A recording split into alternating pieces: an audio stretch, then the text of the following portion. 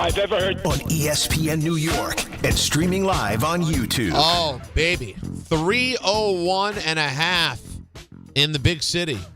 As Don LaGreca and now Alan Hahn would both say, I am Peter Rosenberg alongside Alan Hahn today. Don is on vacation as he prepares for the big 25th anniversary of the radio station next week. So Don's preparing. He's doing all the work, crossing the T's, dotting the I's, doing the things that a professional of his level must do before a celebration, like next Thursday's 25th anniversary. Welcome to the program. We are obviously going to spend the entirety of the show breaking down the Bills-Steelers preseason fiasco last night. Beautiful, beautiful game you could listen to on 1050. Not as fortunate an outcome for the New York Yankees. We're going to spend some time on that as well.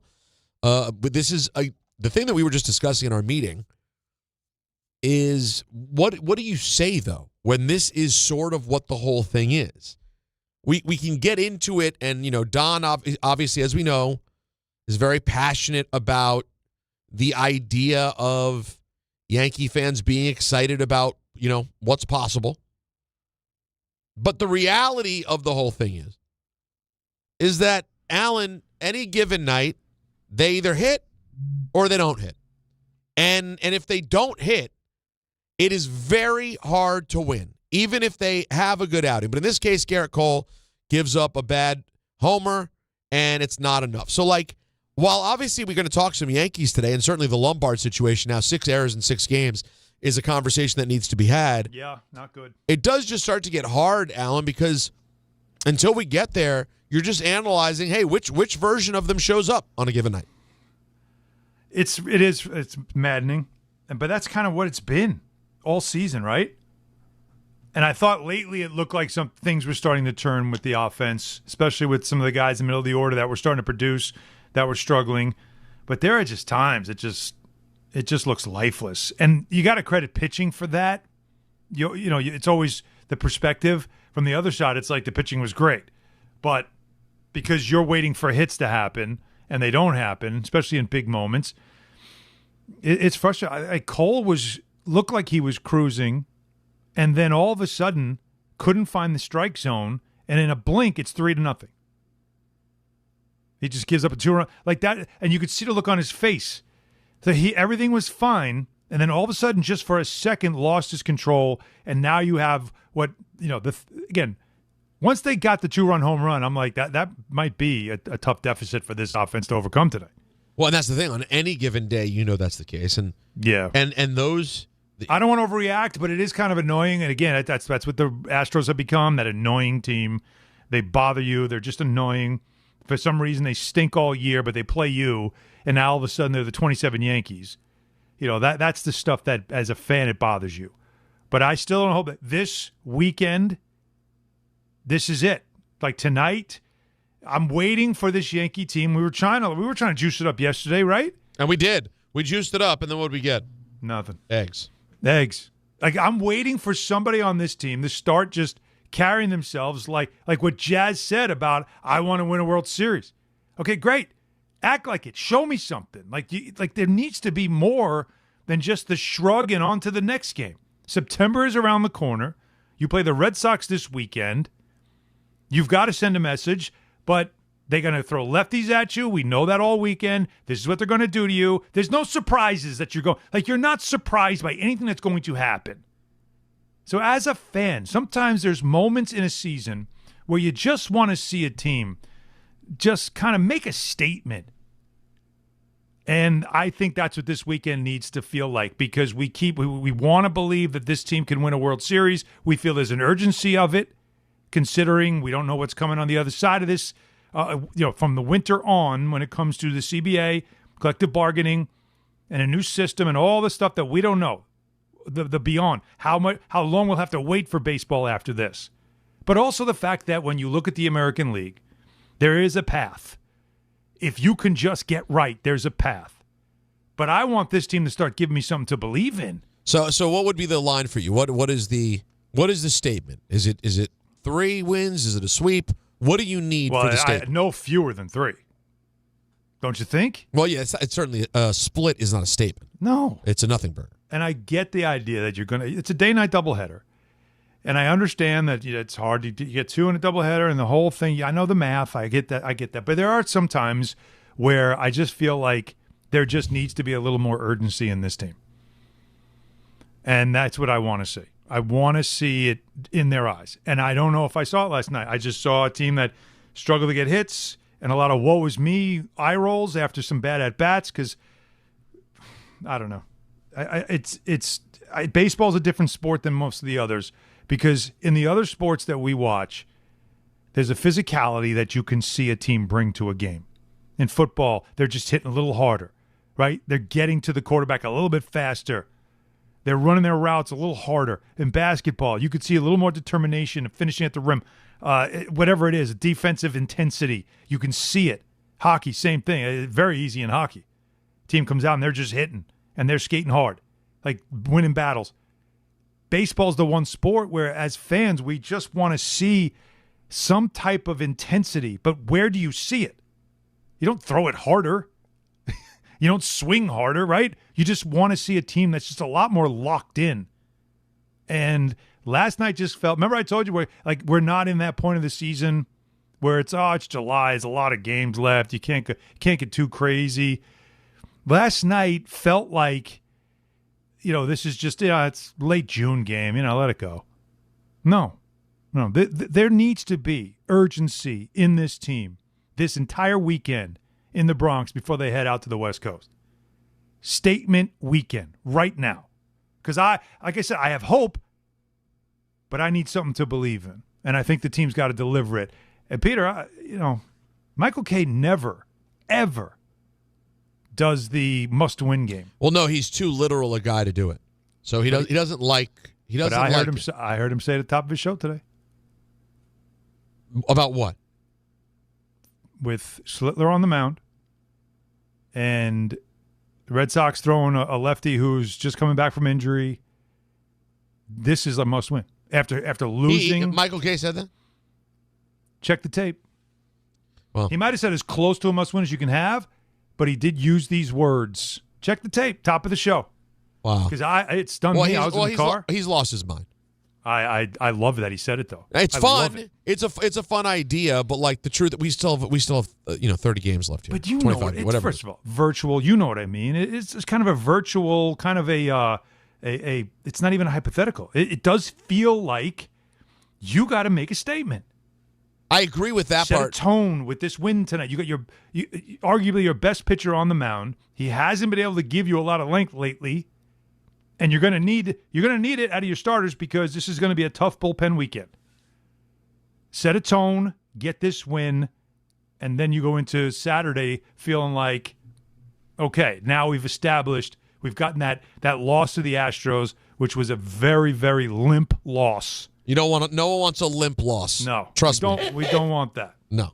Not on a Friday. No, not on a Friday. No one wants to start the weekend with limpness. Nope. But Peter, if we avoid the captain literal man of Michael never saying that games are must-wins if they're not must-wins. I've seen him literally make someone wait until if they lose the game, their season's over. That was the must-win. That's which we're aware of. I have. When you look at it, he's not wrong.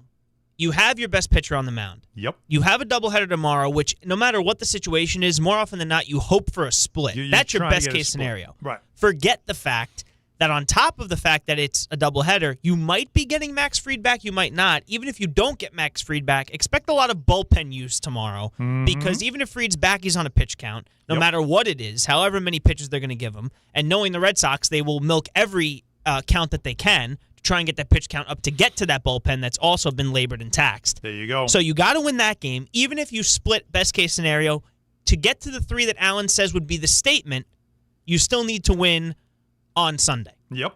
So, got to win tonight. Sunday? You got to split, and then you got to win on Sunday. That would be the way to do it. And isn't Will Warren Sunday? I have to look. That sounds right, though. Now, and also keep this in mind. Let's just play the math game. Here's why it's most. It is Will Warren on Sunday. Okay. The math game tells you this. Red Sox are 2 games back in the loss column. You got to win tonight. If you don't, You play in this game again of now they're right on your heels, and it puts extra pressure on your doubleheader tomorrow. He said it at the top of his show. I wasn't hearing things. Said it at the top of his show, and he never says that. So if Michael K has that kind of urgency about tonight, you can take mine and times it by 10, because I'm looking at it more from the fan perspective. I told you the Yankees are the one team that I allow myself to be as fan as possible about, because I really don't have that in my life anymore. But this is as fan as you can get. So I don't want to ruin it, because I am literally playing the role of Michael here. All right. But it's just the reason it's not literal is because if they lose tonight with Schlittler and then they win the next three, it's Peter, nothing. We know it's not literal. But it's not even close to literal. What do you mean? But Anthony, it's still virtual. They lose tonight. They win the next three. We forget it ever happened. Well, correct. Right, but you say yes. win the next three like it's just rolls off your. It does not happen that way. We already explained the doubleheader thing. We already explained that part. I think you're crazy. So fine, every Yankee fan is going into tonight's game saying they got to win this game, especially after last night. That's different. Especially they got to win this game. You got to win this game. That's different. I'm fine with you got to win this game. Well, gotta feels very must, but it's not. But but Michael of all people knows it's not must. Can we? You gotta have win him is saying not it? must. We got to get him saying it. I know he said it, and you know he doesn't do that. Well, this man does not dabble in hyperbole. He doesn't, which is why he should be ashamed of himself, because it's not must. It's you got to win. You got to win, not must.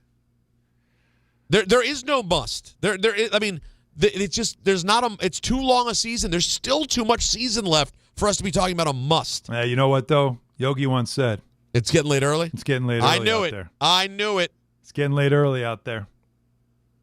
And you don't feel like with Boston, a win tonight puts Boston a game back, loss column, gets even tighter, more tense. And you really want to go up to Fenway and play in a wild card series. You want to do that, after not only them beating you back in June, which set them on their course, but if they then even get a split this weekend, that's a win for the Red Sox. See, Boston comes into this thing with two things in mind. We got a split, we're good. No problem.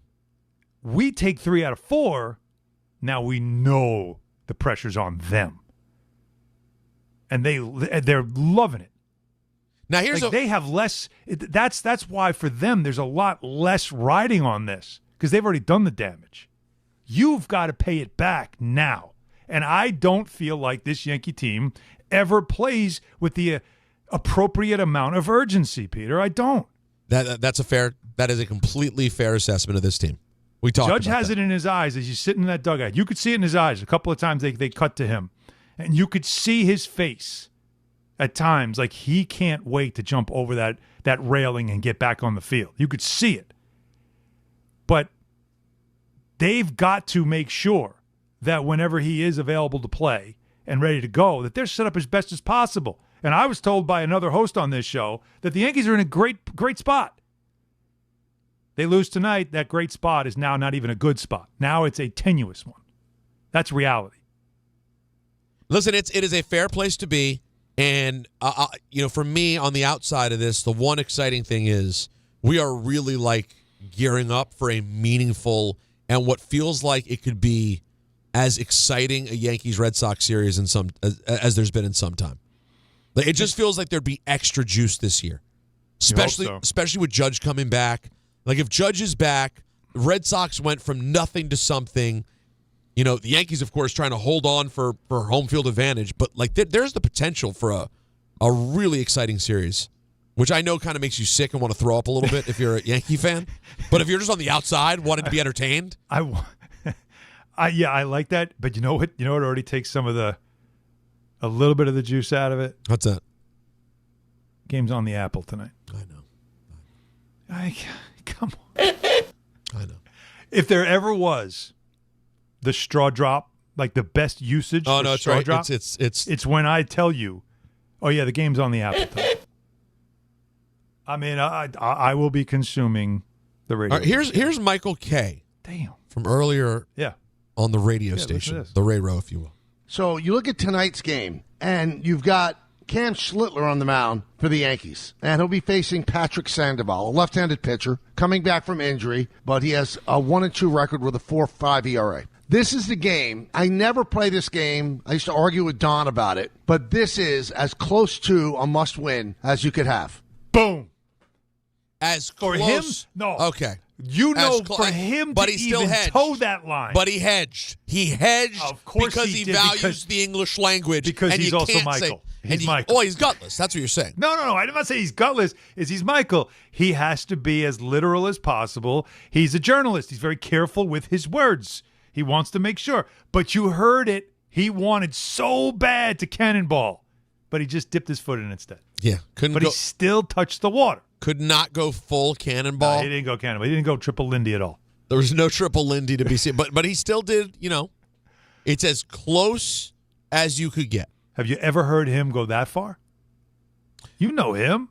I mean, I've heard him say something similar before. At this point, though, when it's not a play, it would be more likely to say it in a playoff series where if you lose, you'll be on the brink of elimination. That's the kind of where he would normally say it. Let's go to Jake, who's in the car. If you Start us off, Jake. Get Tell in right Peter. now. 1-800-919-3776. Please, Yankees fan, put Peter in his place. Tell me the He's trying to urgency. act like this is no big deal. It's the biggest deal of the season to date. I want the urgency check with Yankee fans. We'll start with Jake. What's up, buddy? Hi guys, what's going on? Peter, I love you. People say that you joining the show when you joined the show was a hard listen. I loved when you joined the show, so I love you, but I got to call you out, man. I mean, saying that it's a gotta win, it is a must win. I mean, a gotta is a must. You're playing that role of Captain Literal, man. But I'm going to the game. I'm on my way right now. I can't consume it on Apple. I got to be there. The last time I was at the game when they played the Red Sox was when Judge cranked that grand slam on Apple TV, ironically. But you got to win tonight. You have your game one starter that arguably should be your game one starter. I don't know if you look at Cole last night and you say he's the game one in a playoff start. But you're going against a lefty that's coming off an injury. He's a 4.5 ERA, like Michael said. Yep. I mean, you got to put runs on the board. You got to get Lombard out of this slump. I'm juiced.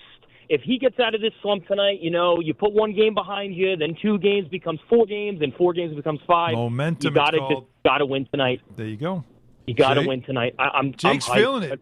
I appreciate it. No, Jake, I feel you, man. Great start. Great start, Jake. I think that I totally understand the standpoint if you're a hardcore Yankee fan, given what just happened, especially with it being the Astros. And I was very clear about how I feel about the Astros. These are your 2 rivals back to back, and it's even the Astro thing is even dirtier this year because they're not even a particularly good baseball team. It's so maddening too. And they took your lunch at the stadium. Mm-hmm. So the idea now that then you turn around and then you have your ace on the hill against your true arch rival, who's breathing down your neck. Mm-hmm. It's a pretty sexy story. I'm telling you, I can't say it enough. It just has that feel where I'm sure, and you just heard Jake, I think the building's going to have a little bit of it's going to have that buzz, not a little bit. It's a Friday night, man. It's a nice day. It's going to have a buzz. This has that feel, man. This has that kind of a feel. And it is one that you want to see the team feed off of. Like DT just tweeted me on Twitter. Where else would he tweet me? Donald Trump? No. He truthed you. No. This is a DT Hickey. Oh, got it. Yeah. Okay. This Yankee team doesn't know the definition of the word urgency, and that's the problem. I hate that. But can I argue with it? You can't. You can't. Right? I hate that you can't, but you can't. Now, this is interesting because, as I told, and Michael was saying this too, heavy lefty lineup you're going to face. Heavy lefty pitching all weekend. The lineup was just released. So here's the lineup. Let's see if we see any changes. I already don't like it. Ready? Goldschmidt's going to lead off. Rice batting second. He's the DH still. So Goldschmidt obviously first base. Bellinger hitting third. Elliot Ramos in right. Already don't like it. But have to do it because you're facing lefty pitching. Grisham at center. Notice they took him out of leadoff.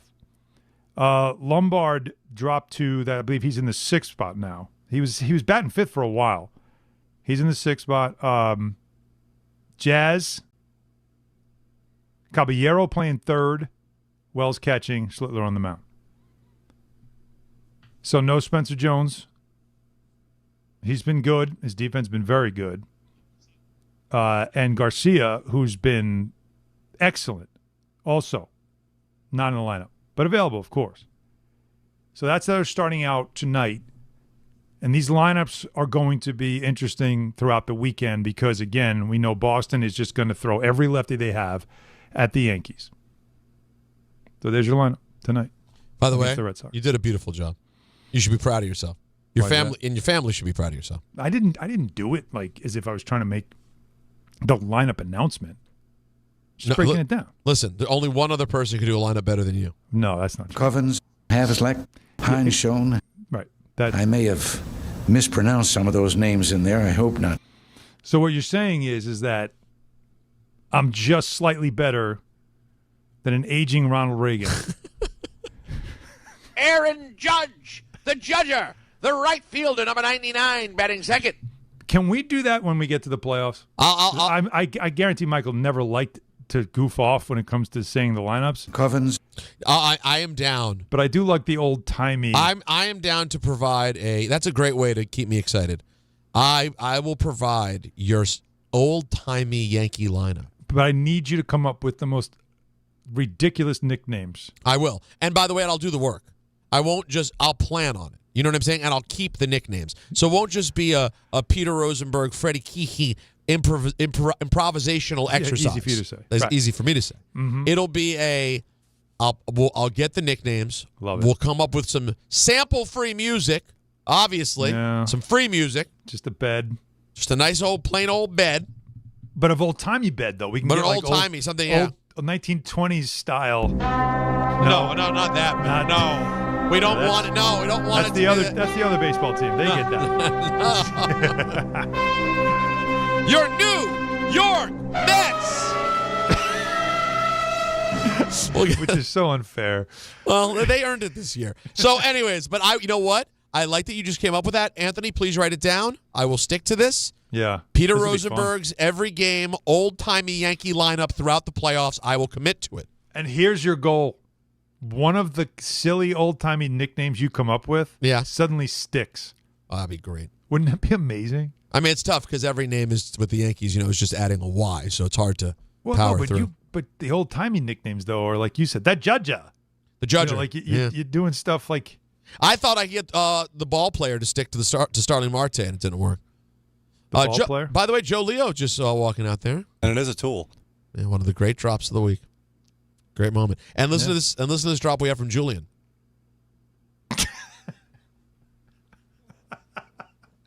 All right, here's what we're gonna do. Hit dogs. Julian is here. Not everybody got that joke, but I assure you, it's a hilarious. He's joke. not a big talker. That was the point. That's literally it. There you go. Mar Levy. We take a break. We talk to you, the Yankee fans, next. What is the temperature check? What level of must-win is it for tonight? Red Sox coming to town. Cam Schlittler on the hill. It's Don, Hahn, and Rosenberg on a big Friday here on ESPN New York. And everybody, it's Alan Hahn here to tell you about Rings End. So we had a project at our house. We used Rings End. My contractor, Michael Weldon, worked with Rings End to get this gorgeous French door that was the centerpiece of the entire project. In fact, it's inspired us to actually... let's do a little bit more. And, of course, already told Michael when we do it, we're working with Rings End. So why Rings End?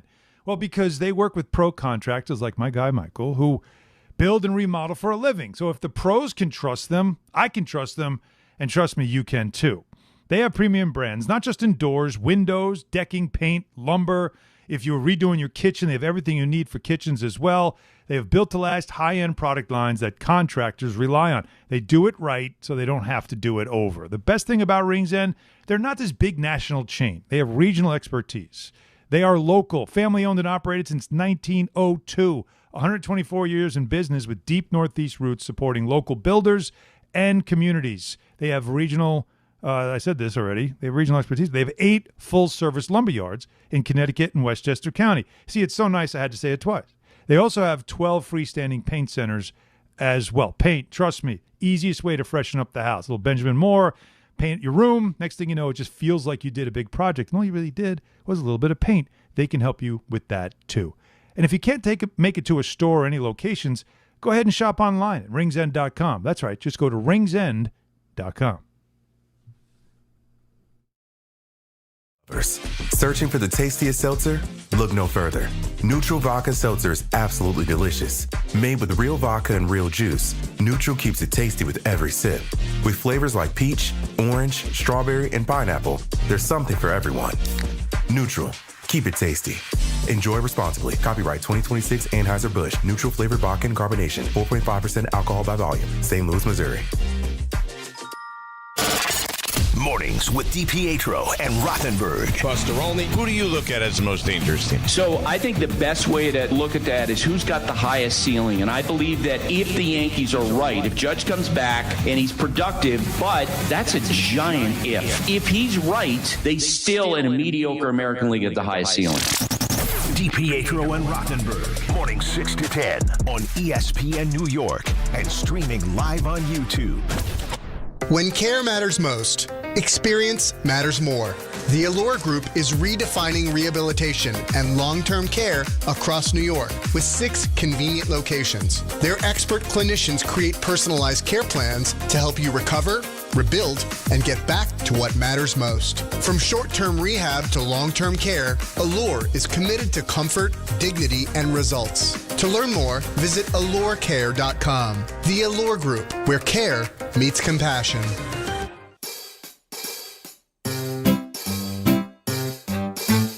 1-877 Cars for Kids. KARS Cars for Kids. 1-877 Cars for Kids. Donate your car today. 1-877 Cars for Kids. KARS Cars for Kids. 1-877 Cars for Kids. Donate your car today. Ready to get rid of that old car? Donate it to Cars for Kids. Call 877-CARS-4-KIDS to speak to a friendly live agent. Donation is super easy, and your car can be picked up as soon as tomorrow. Go to carsforkids.org now or call 877-CARS-4-KIDS to donate your car today. 1-877 Cars for Kids. KARS Cars for Kids. 1-877 Cars for Kids. Did you know you can donate real estate too? Go to carsforkids.org. That's cars with a K. Hey, New York and New Jersey. Boost Mobile has an unlimited talk, text, and data plan that's only $25 a month forever. Meaning you'll only ever pay $25 a month for the rest of your life. Who wouldn't want unlimited wireless when it only costs $25 a month forever? If you don't, you must be one of those people who enjoy overpaying for their phone plan. $25 a month forever is truly as good as it gets. So go online and switch now at boostmobile.com. After 30 gigabytes, customers may experience slower speeds. Customers will pay $25 a month as long as they remain active on the Boost Mobile Unlimited plan. Monkey Sports, built by players for players, is your one-stop shop for hockey, baseball, lacrosse, and more. Find top-name equipment and expert in-store services like sharpening, break-ins, and relacing. Shop in-store at Monkey Sports in Farmingdale or Woodbridge or online for all the top brands. Whatever your sports, Monkey Sports gets you game ready fast. Monkey Sports, where athletes shop. And now it's time for traffic. Here's Brandy Scott. Hey there, guys. Good afternoon and happy summer Friday. Definitely a happier ride on Route 3 westbound in Jersey. Right after the Turnpike Western Spur picked up an overturned tractor-trailer. Delays are easing out heading into the Meadowlands. That's a good thing. We've got the Jets and Giants home tonight at MetLife Stadium in preseason football. Parking lots have been open for a little bit. Inbound George, still have some road work on the upper deck. Going to run you about 20 to 30 minutes from 80-95. Not too bad heading over to the outbound George on the Henry Hudson and southbound Egan. West Side Highway northbound. Some pockets of slowdowns from the 90s. Outbound Lincoln and Holland tunnels are running you about 30 to 40 minutes each. This report is sponsored by Dell Technologies. Back to school starts now. Get long-lasting battery life on the Dell XPS laptop powered by Series 3 Intel Core so you can work from anywhere. Grab yours at Dell.com/deals. I'm Brandy Scott on 880 ESPN New York. The IRS finally caught up with Louie. I hadn't paid my taxes in 8 years. I owe the IRS a lot of money. Louie was in deep trouble. We're going to take your house, put a lien on your bank account, garnish your pay. They don't care. They're going to take your paycheck. Louie found out about Optima Tax Relief, the leading tax resolution firm. A-plus rated by the Better Business Bureau, they've resolved over $3 billion for their clients. Optima Tax, they help me. They calm me down. They make me feel comfortable, and I trust them. Louie has a lot to be thankful for. I don't owe the IRS anymore, and I'm able to live a comfortable life, a lot better life. It was because of Optima Tax. For tax help you can trust, call Optima now for a free consultation. Take it from Louie. If you owe the IRS, don't go it alone. Give Optima Tax a call. They can help you. Call 800-480-6932. 800-480-6932. 800-480-6932. Optima Tax Relief. Testimonial from an actual client. Some restrictions apply. For complete details, please visit OptimaTaxRelief.com.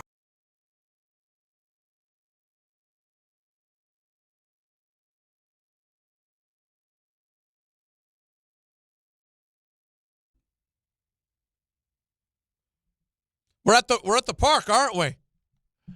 Feels good. Hot dogs here. You know could you be one of those guys like back in the day, like in the 60s and 70s? You know, like just you got the big pack you got to carry on your shoulder, and whether it's popcorn, peanuts, hot dogs. I think I can soda. handle. I don't want anything in the drinks. See, to me, the soda was probably the most treacherous of all. And the right? beers and the soda. Get your beer here. Get your beer here. I think I could have yelled it pretty good.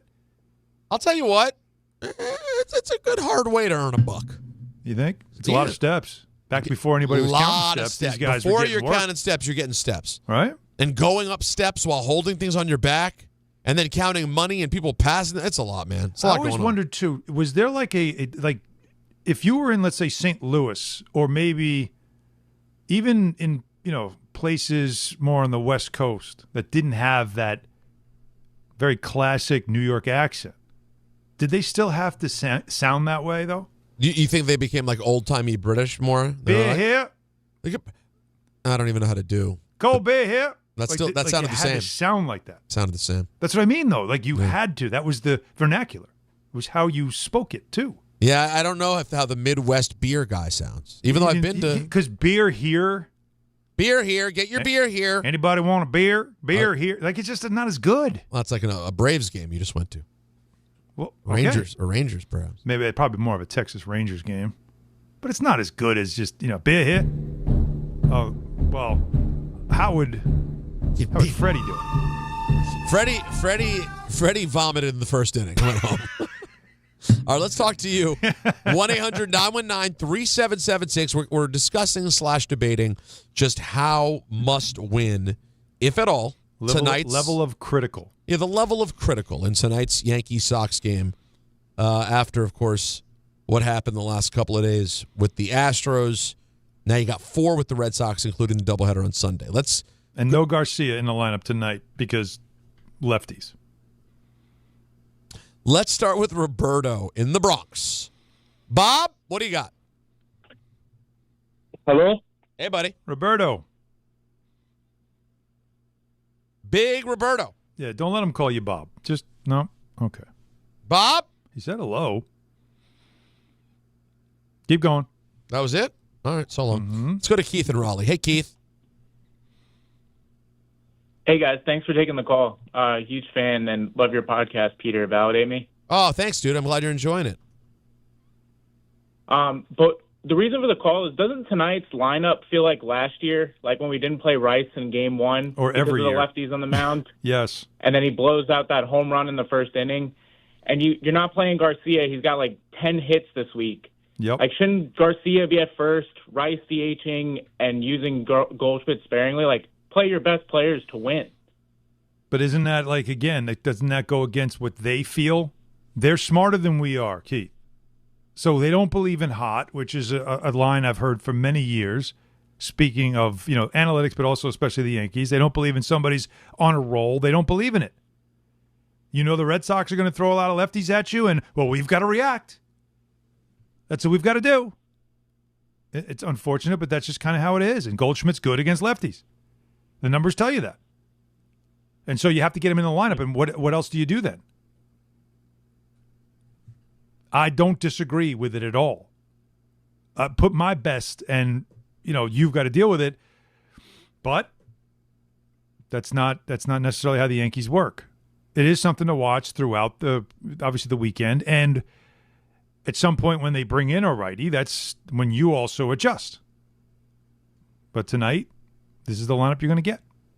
Let's go to Earl in Brooklyn. What's up, Earl? Earl? Hey, what's going on today? Yeah, goodbye, Earl.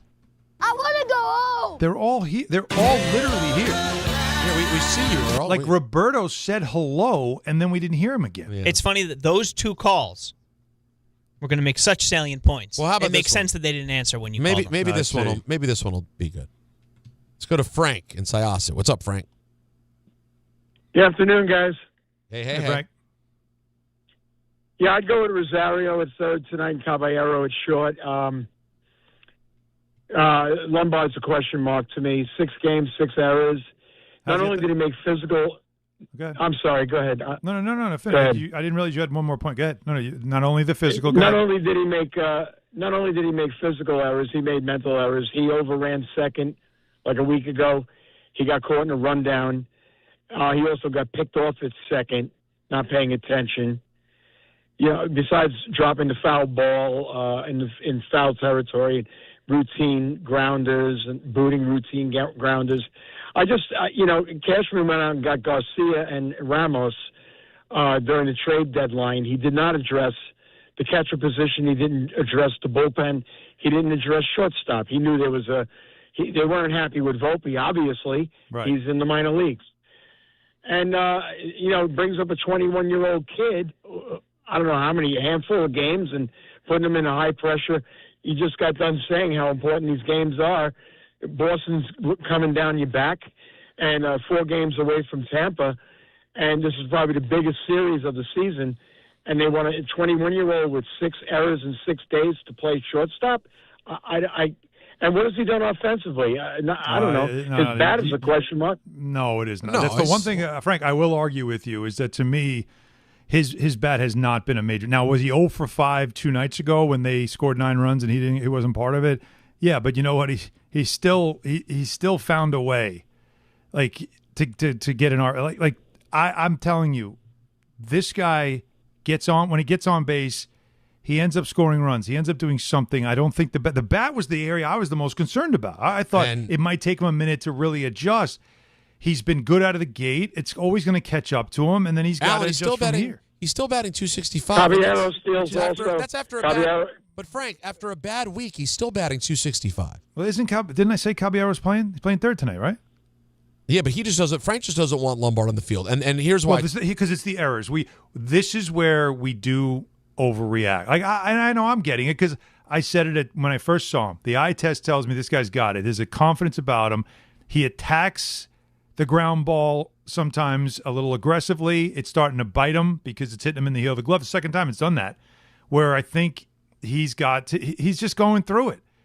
But do I think he should be sat right now? No. I still think at the plate he has been effective. I do think he's going to be a leadoff hitter for this team at some point soon. And I'm not going to overreact to a player like that. The bullpen thing too, Frank, Frank brings up good points. Didn't address catcher. We thought they would. They didn't. That's notable. He's right.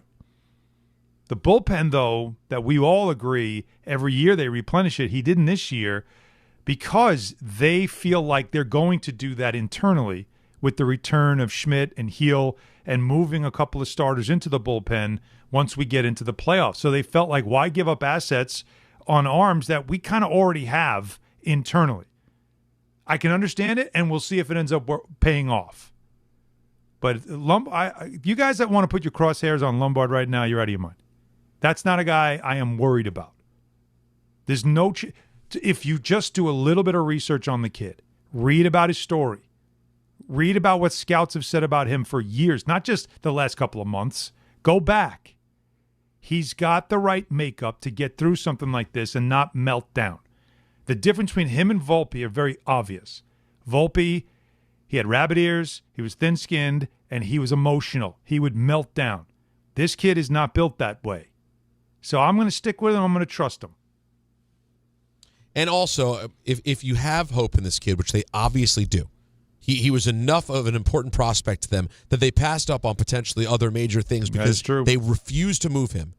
He has a bad week. That's what it's been. It's been a bad week. Yeah, it has been. You want to now completely kill his confidence and say we don't believe in you? He said sit him, but yeah, you're right. But like he's right played 20 now, games, Peter. 20 games. Like, did you think it was just only going to get better? He's going to go through it. Now, is it historic? Did you see the name, the name of the player that he's matched with 6 straight errors? No, but tell me something good. I don't even know if I can pronounce it. Oh. Anthony, do you have it? Because it's like these are old-timey names. This goes back to like 1920. So it's not great. They're not great names on the list. Yeah, you're going back 100 years of baseball before you've seen something like this. That's why fans are just getting, panties in a bunch about a kid who's struggling right now in the field, and that's supposed to be his strength. Well, and you could tell it's his strength. Like, you could tell watching him play. I was on the phone. You guys were talking about the 2 names that come up when the 5 straight. One is on the rundown. George Lombard is the first Yankee to have 6 straight games with an error since Chuck Fuster in 1921 per the Elias Sports Bureau. And then the other one, I believe, Katie Strang had the last time there was a shortstop for the Yankees with 6 straight. Not Katie Strang, I'm sorry, Katie Sharp. Katie Sharp. I just got to scroll back and find it now.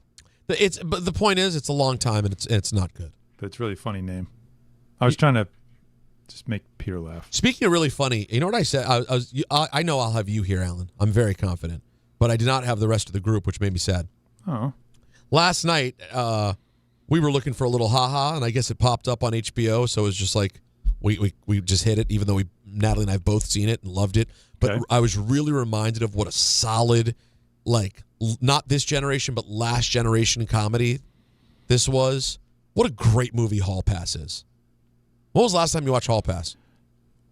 I'm gonna embarrass myself and say I've never actually seen it. Are you serious? I just realized when you said it. None of the 3 of you have seen this movie? Roger Peckinpah.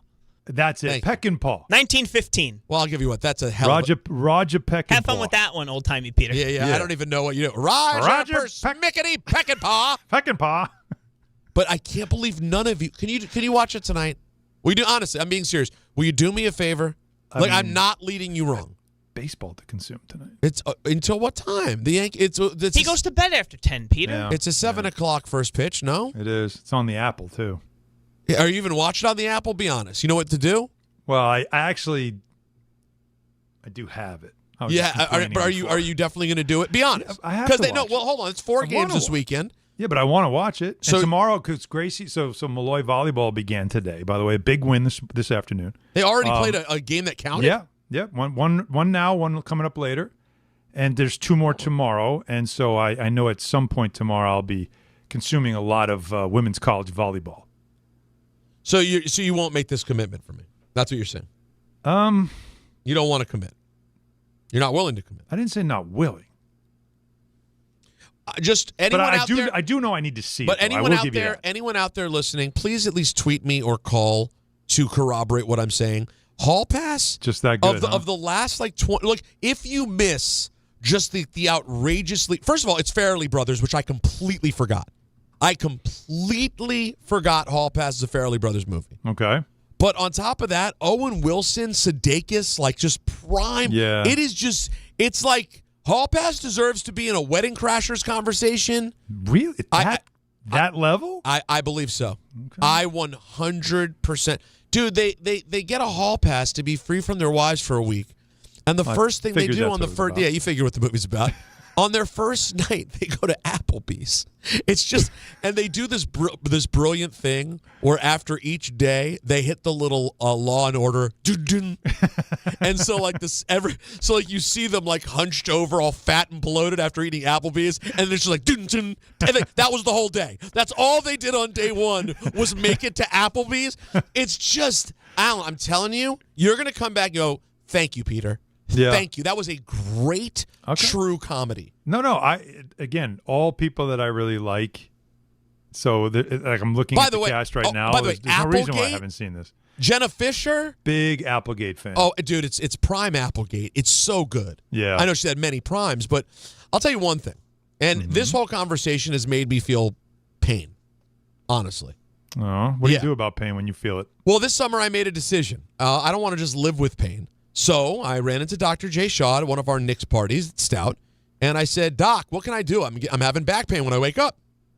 And he said, well, listen, I have an approach. I have a way I do things. I take time. Hey, Doc!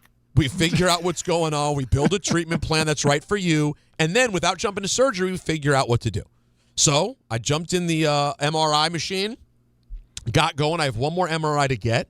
And we've already jumped on Zoom and talked. And we're setting up a plan that will work to eliminate any of this pain. They have offices in Livingston and Inglewood and in Woodbridge. So if you're dealing with back pain, neck pain, sciatica, joint pain, don't mess around. Go see Dr. Jay Shaw. SamwellPain.com to learn more or schedule an appointment. Lines are jammed. We'll continue talking Yankees next. We'll get into some football. The big Snoopy Bowl today. No. The Jets and the Giants like you dream about. Don't. So we'll get into some football as well. But right now, doing Yankees as they set things off with the Red Sox, a 4-game set starting tonight with Cam Schlittler. Don Hahn and Rosenberg on ESPN New York. At City Harvest, we believe no New Yorker has to go hungry. With your help, we're on the road 365 days a year, rescuing over 77 million pounds of nutritious food and delivering it free to millions of New Yorkers, transforming surplus food into sustenance, sustainability, and smiles, rallying thousands of New Yorkers to power a network of nourishment across our city. One day, one meal, and one New Yorker at a time. That's how we feed good. Donate at cityharvest.org. You make sure his toys don't have any sharp edges. You taught her what to do when the smoke alarm goes off and to wear a helmet when she rides her bicycle. You do so much to keep your child safe. But are you using the right car seat for your child? Car crashes are a leading killer of children ages 1 to 13. Protect your child's future at every stage of life. For information on the right seat for your child, visit safercar.gov/the right seat. Sponsored by the New York State Governor's Traffic Safety Committee. Hey, it's Michael Kidd. Not sleeping? Well, it could be your mattress. At PC Richard & Son, they don't just sell you a mattress. Their experts use a 4-step mattress fitting process so that your new bed fits you perfectly. They guarantee it. And in-home delivery on any mattress $399 and up, it's free. Come in for a complimentary mattress consultation and get a free travel neck pillow, no purchase required. So do what I do and get to PC Richard & Son today for your new mattress. Free delivery excludes Manhattan. Reese Davis here. When the pressure's on, you find out who's ready and who's not. Same goes for the job site. The work doesn't slow down when conditions get tough, and you need tools that can finish strong. That's why DeWalt tests its tools under real-world conditions that push even the best to their limit. Only then does a tool earn the DeWalt badge. They're built to perform again and again, like they did on the first use. DeWalt, guaranteed tough. Available at the Home Depot. How doers get more done. I'm David Ortiz. When I lost my mom, she was only 46. And I lost my dad to cancer. It was the worst pain I ever felt. It made me think, what will happen with the people I love when my time is up? That's why I have life insurance. Ethos makes it easy. It's all online, take about 10 minutes, and you can get up to $3 million in coverage.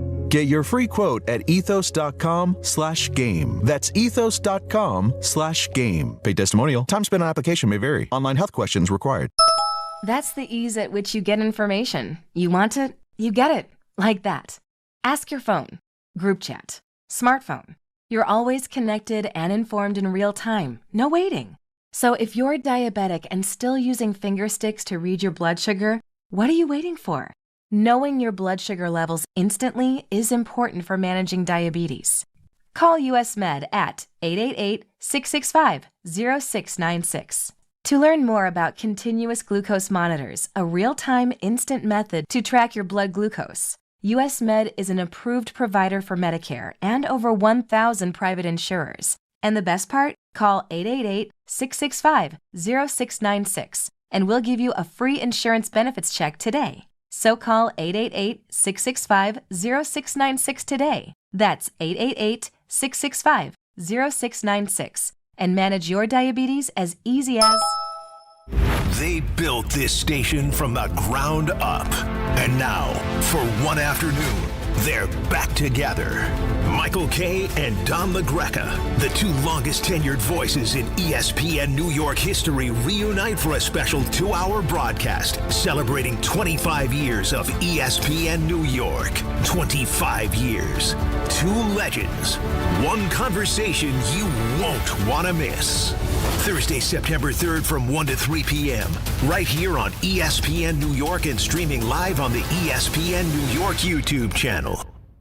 Congratulations, New York. The Knicks did it. Through battle after battle, they dominated to become this year's NBA champions. Day in and day out, the hard work paid off, and you were there every step of the way.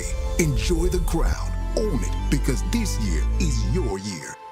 A part of your legacy that will never be forgotten. So celebrate this moment, show your pride, and shop the largest selection of official NBA gear at NBAstore.com. A Fanatics experience.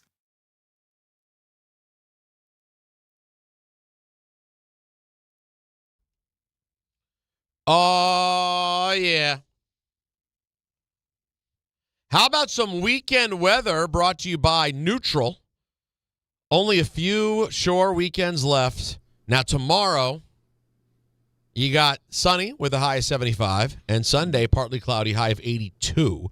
That is your weekend weather report brought to you by Neutral. Keep it tasty with Neutral Vodka Seltzer.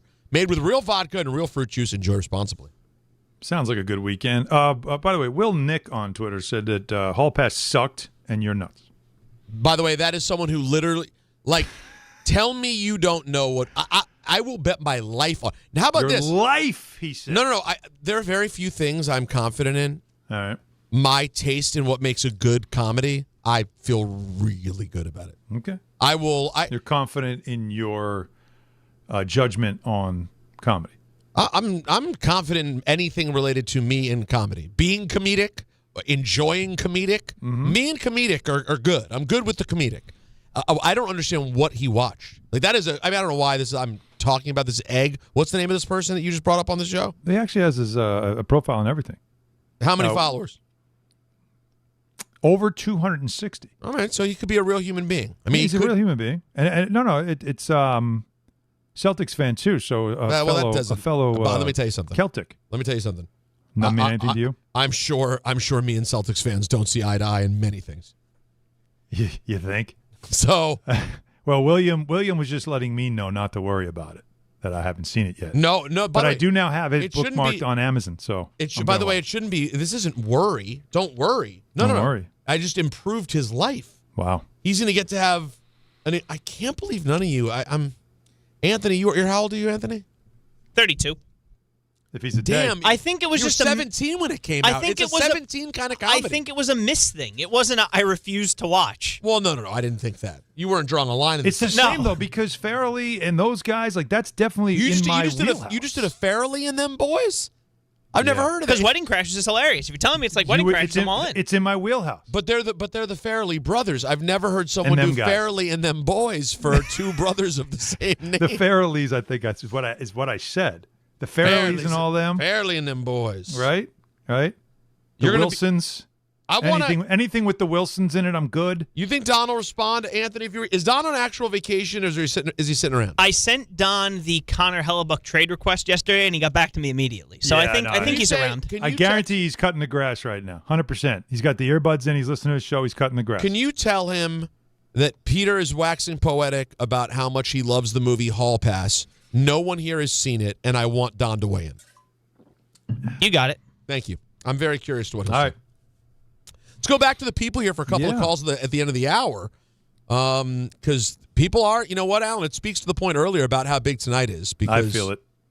We talked a lot of Astros Yankees yesterday, and it feels like immediately there's a different judge, probably because of how they lost yesterday and the fact that it's the Red Sox. Let's go to Jason in Jersey, who has an important point. Hey, Jason. Hey, how are you? Good. How are you? I'm doing excellent. So 3 things. 1, Hall Pass is a great rom-com. You're calling it a comedy. It's definitely a rom-com. No, it's not. Because at the end, it gets real sad. Yeah, I guess the end they tie it up in a rom-com way. I don't want that. But it's I would consider it a little bit more of like a raunchy kind of comedy. But I hear what you're saying. Right. Okay. Yeah, he never gets to use his hall pass. His wife does. You just spoiled the whole thing. What? Well, I don't need to watch it now. Yeah, now I know how it ends. Hit dongs. I mean, what's Thanks, he supposed? Jason. Anyway, what else you got, Jason? Jason? I think there is something's happening with. By the way, what the hell is that? I do think there's Jason something up. Is still on the line, and we've lost him. But he had something he wanted to bring up, which I really was interested in this. I know, and where is that drop? Traveler's diarrhea. Yeah, he wanted to bring that up. We really do. So again, in the car lot today, I was consuming a lot of the station, and the commercials sometimes Traveler's diarrhea are just as entertaining as the hosts we have. There are some Yvonne commercials Orgy that I have. I really, because when we're on the air, we don't hear the commercials. Not always, no. And there's some now where I'm like, what did he just say? People should pay close attention to the commercials because you might actually hear some funny stuff. Unintentionally funny. Yeah, that's very funny. But he had thoughts on the Traveler's diarrhea. Well, yeah. Well, Michael saying that it's very Sterling, right? When Sterling was doing all the Vidalia onions. Yeah. It does. Let's go to Earl in Brooklyn. What's up, Earl? What's up, Peter? What's up, Hans? What's up? Listen, this weekend, Hahn and Hans, this is Earl that told Don that his father is a big, big fraud, a couple of weeks ago. I got you. But yep. Here. This weekend is so big. The temperature is so high, Peter. The Yankees lose 3 out of 4. It takes everything out of their heart. They lose the first round of the playoffs, and then we see you next year. That's how important this weekend is. See, that's how important this weekend is to the fans, at least, because I think you lose 3 out of 4 this weekend. I guarantee that your fan confidence plummets. Well, I don't think that's not an argument. I think 100 for anyone who was starting to get excited. Which was me until last night. Right, and because that really was it, right? Like you have Don telling Alan, be more excited every day. Yeah. Alan's like, no. Then I'll buy in. And then he buys in. And what happens? And the Yankees immediately are like, some days we just don't hit. Yep. And then you just lose. There's just you have no chance. If you do that again all weekend long in a series that matters against your arch rival, you just don't show up, and you're just like we could discuss this in the 4 o'clock hour. Mm-hmm. Like total for runs in this series. Like, you tell me that the Yankees score 8 runs over the weekend, and this is a real even. Well, if you told me they score 8 runs this weekend, I tell you they either lost 3 or got swept. You're probably right. Are you kidding? No, no. But if you look at recent series over the last couple of months, you can't say it's not in the realm of possibilities. You can't have these sad trombone at bats. Like, every time they'd get somebody on second, they had somebody on third. Yeah, that's not even the sad trombone, though. The sad trombone. Oh, yeah. Wah, wah, wah, yep. Wah. It's just, you can't have those at-bats, man, and they just have too many of them sometimes. All right, more people want to get in on this. We'll do that. We'll get to some football as well. We got Fraud Alert Friday at 4:30. Off the air today at 6:30 after ENN. It's DHR on ESPN New York. When care matters most, experience matters more. The Allure Group is redefining rehabilitation and long-term care across New York with 6 convenient locations. Their expert clinicians create personalized care plans to help you recover, rebuild, and get back to what matters most. From short-term rehab to long-term care, Allure is committed to comfort, dignity, and results. To learn more, visit allurecare.com. The Allure Group, where care meets compassion. There are a million reasons to love New York. Making your budget stretch isn't one of them. According to an independent study, Amazon prices average 14% lower than other retailers. Get food, fashion, furniture, and more shipped straight to your building. Plus, another study found Amazon Prescription Pass customers pay nearly 1/3 less out of pocket. Learn more at aboutamazon.com. Hi, this is Don LaGreca. Just like the New Jersey Devils bring intensity on the ice, Viking Pest Control brings the same level of protection to your home. And I know because I use Viking at my own place. The season may be over, but pests are always in play. So it's time to lock in your off-season defense. As the pest control provider and proud partner of the Devils, Viking delivers 45 years of trusted experience to keep ants, cockroaches, stinging insects, rodents, mosquitoes, and more out of your zone. And when you bundle pest control mosquito services, you score big savings. One call, one company, total peace of mind. Visit VikingPest.com, protecting your home inside and out. Beginning Tuesday, September 8th, watch DiPietro and Rothenberg and Hahn and Rosenberg live every day on the MSG Network. WHSQ and WCBS-FM HD2, New York. Hey, New York and New Jersey, Boost Mobile has an unlimited talk, text, and data plan that's only $25 a month forever, meaning you'll only ever pay $25 a month for the rest of your life. Who wouldn't want unlimited wireless when it only costs $25 a month forever? If you don't, you must be one of those people who enjoy overpaying for their phone plan. $25 a month forever is truly as good as it gets, so go online and switch now at boostmobile.com. After 30 gigabytes, customers may experience slower speeds. Customers will pay $25 a month as long as they remain active on the Boost Mobile Unlimited plan. Skechers elite athlete OG Anunoby has been making history on the basketball court. Anunoby tips it in. Unbelievable. What a shot. He's been balling out in Skechers high-performance basketball sneakers, and the world is noticed. But how does OG train off the court to keep in peak physical condition? Hands-free Skechers Slip-ins Aeroburst. They help prepare OG for the physical demands of playing at a championship level. Get your pair of Aeroburst for only $165 at a Skechers store, Skechers.com, or wherever high-performance running shoes are sold. Less than 4 in 10 kids aged 6 through 12 are playing sports regularly. 4 in 10 kids? Let it sink in. Just 4 in 10 kids. ESPN is building a nationwide coalition powered by Disney called Take Back Sports, with the purpose of training more coaches, expanding access, and creating community-driven sports programming that puts kids and fun first.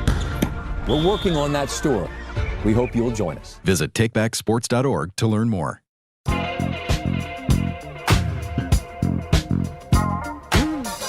Don, Hahn, and Rosenberg on a Friday, just about 4:03.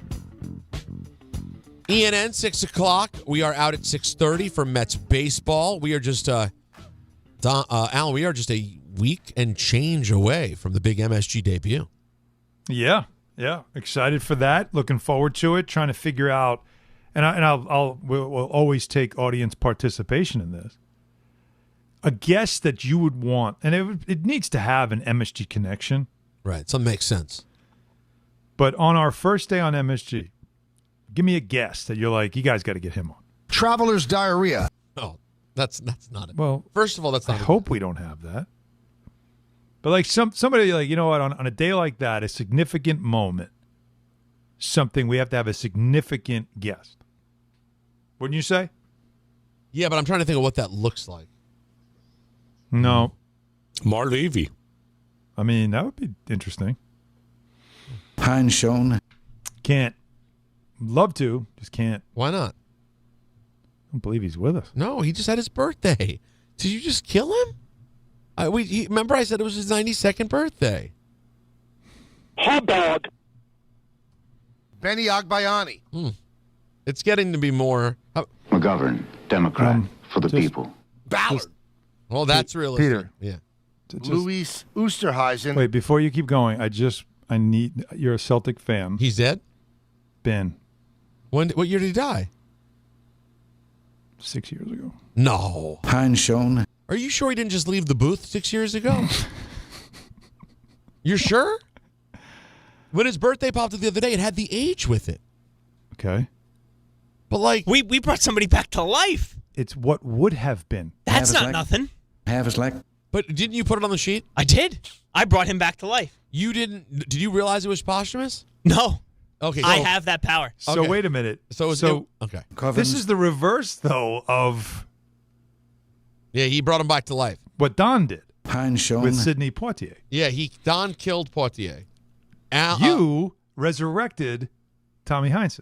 Or Heinsohn. I think Reagan did, to be honest. I think the drop allowed it to...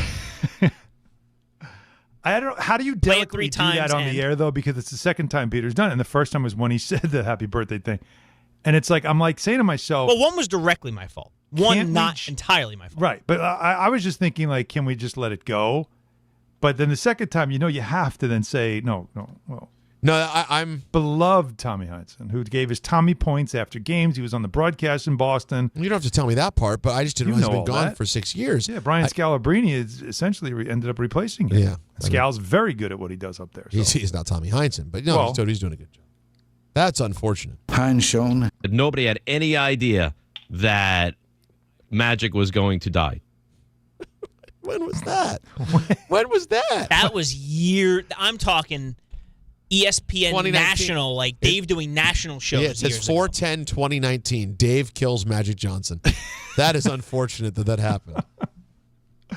Anyways. It wasn't a bit. I accidentally killed Marv. Levy. So I guess Marv's 92 and alive. Heinsohn, no, Marv is not 92 and alive.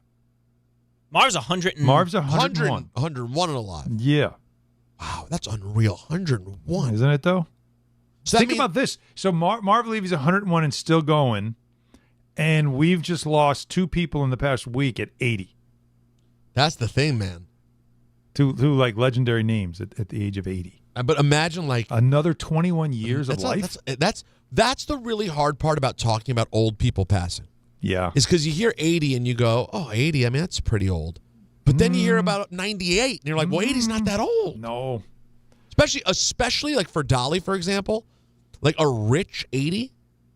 Like if you're really rich. There's a lot left. There's a lot left there. Yeah, and by the way, you'd see, I think I saw the last video of her from like 6 months ago. She was fine. She looked good. She was, she was Dolly. You're not the first person to say Dolly looked fine. She's right fine. But it also tells you that the older you get, the younger old gets. That's right. You know what I mean? The younger old gets. Yeah. Because it seems closer. Right. You're like 80. I don't want to be done at 80. Yeah, you kidding me? It's around the corner. Right. Now you understand why Michael's fighting for like 99, 100. It starts to make more and more sense, yeah. We're talking New York Yankees baseball, speaking of Michael. Okay. Adam in Rhode Island wants to talk some Ben Rice as we get ready for this big series, and Alan and I are just taking the temperature of the people. What level of intensity do you have about this series with the Red Sox, and particularly tonight, the first game of a 4-game set? Adam in Rhode Island, what do you got? Peace, fellas. All right. First of all, everybody's talking about Boston's 41-14 run, how they chased us down. All right, good. Let them get hot in August. We haven't seen the Yankees at full strength yet. Judge is coming back. Bellinger's back. Ben Rice has 35 bombs. Garcia is raking. Schlittler looking like the Cy Young. Now, Boston comes into Yankee Stadium for 4 games. Perfect. Could not ask for a better weekend, because I'd rather see Boston at their hottest right now and see what this Yankees team can do, because when Judge comes back healthy and Schlittler's who we think he is, I don't know if Boston wants to see us in October. No doubt about it. Okay? Here's what I think is very fascinating. Sorry, go ahead. No. Finish your thought. What I wanted to point out is that saying this with a New England accent just hits. Yeah, it hits nice. Really well. No, people like it. Yeah. My father was from the Bronx, and there's no escaping being a Yankees fan. I can't help it. Perfect. But all right, here's what's fascinating. Boston has spent the last 2 months chasing down the Yankees, while the Yankees have been forced to develop an entirely different identity without Aaron Judge. Okay? Ben Rice has become a legitimate power threat. Garcia now has emerged. Schlittler is looking like the Cy Young. We know we can hand him the ball in October, especially against the Stank Sox. All right? So when Judge comes back, does he make this team better automatically? Or does Boone have to figure out how to integrate the biggest star on the team into a lineup that has actually learned how to function without him? What do you guys think? Yeah, first of all, it's a great question, and it's a great thing to watch, because you know the first thing that Aaron Judge is going to do is slide right into that 2-hole, right? Like, he's not going anywhere. Like, that's where he's going to be. And so leadoff becomes – I don't get the fascination with Grisham, but Boone has one. Now, again, he's not leading off today because Goldschmidt is leading off, because Goldschmidt's going to play batting against the lefty. But I'm really curious about how you build it after that. Where does Rice go right after Judge, or does Garcia go after Judge? Does Bellinger go after Judge, and then you go with Garcia? You go back and forth. There's a lot of things with the lineup that's going to be really interesting, but I think the one thing we know is Judge is batting second. I don't think that's ever going to change.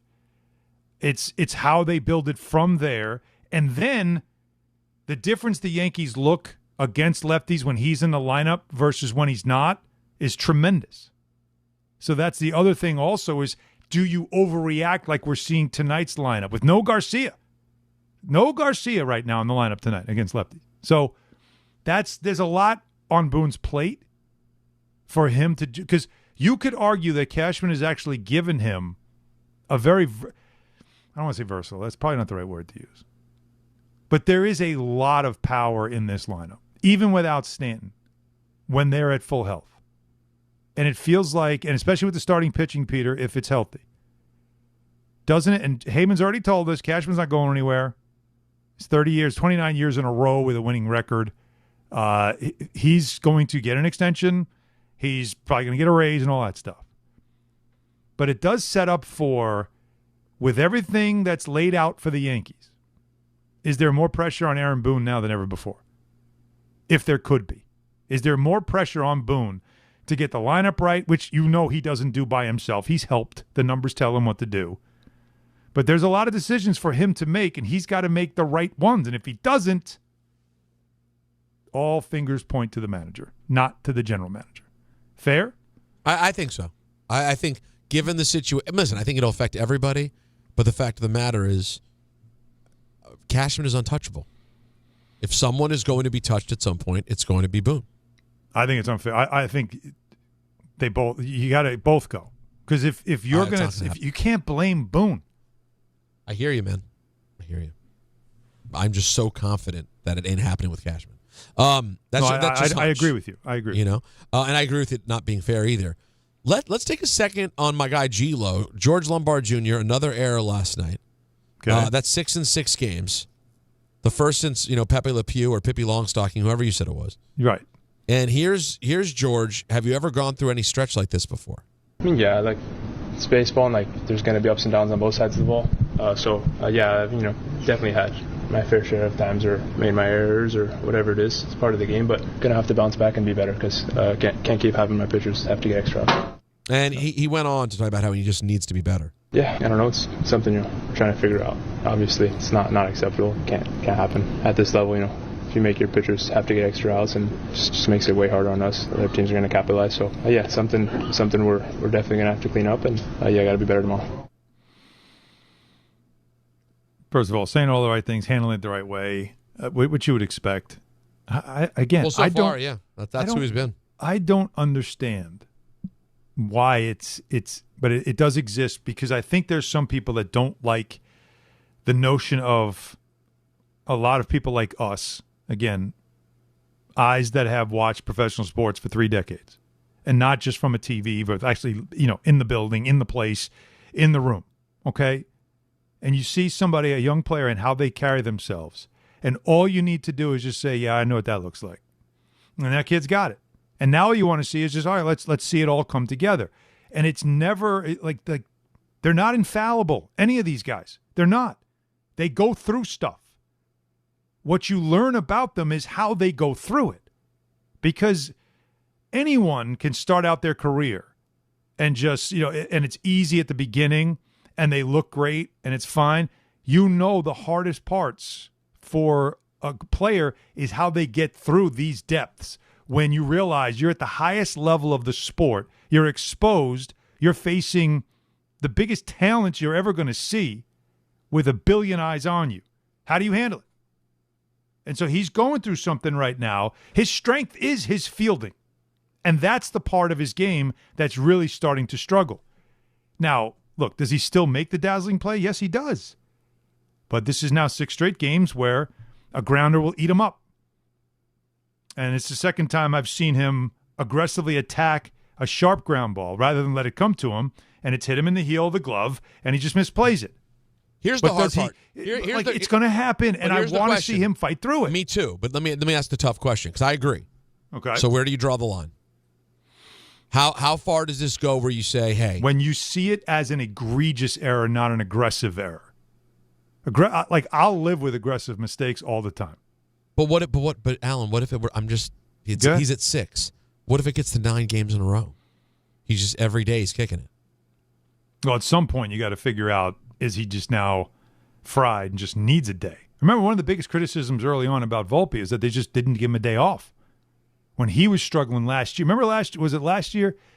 He was struggling and he was in the lineup every day for like 60-something straight games. Traveler's diarrhea. And then he probably had that going on.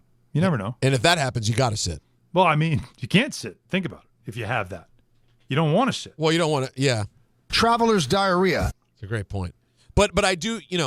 This is clearly there, as he alluded to. He said this has happened before. If you take him at face value, maybe not at the level. Not at this sort of level, but these things do happen, and a couple of these very easily. I mean, they were like by a hair that the ball slipped out.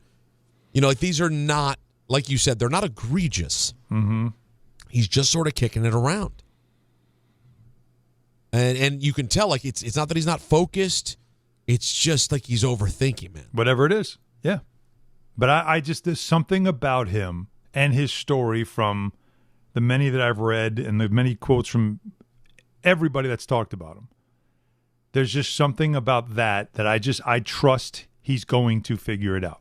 I trust he'll settle down, whatever it is. I trust him. I have no other reason than just based off of what you know about a player. I trust him. Now we'll see, but it's the fascinating part of all this. I just don't like, again, he's 20 years old. I don't like how quickly people just can't wait to jump on the first, like when it starts to go the wrong way and celebrate it. Why? Because some people decided they were going to believe in him from day one and you want them to be wrong?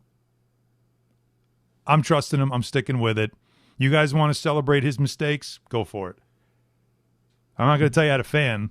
Yeah, but if you want to root to have him not be the shortstop of your future, go right ahead. Exactly. If I'm a Yankee fan, I'm thinking, I hope we have a kid who's the shortstop of our future. Right. If you wanted to trade him for Tarek Skubal and then have to pay Tarek Skubal an absolute ton of money on the other side, if that's what you really wanted, okay, man. Sure.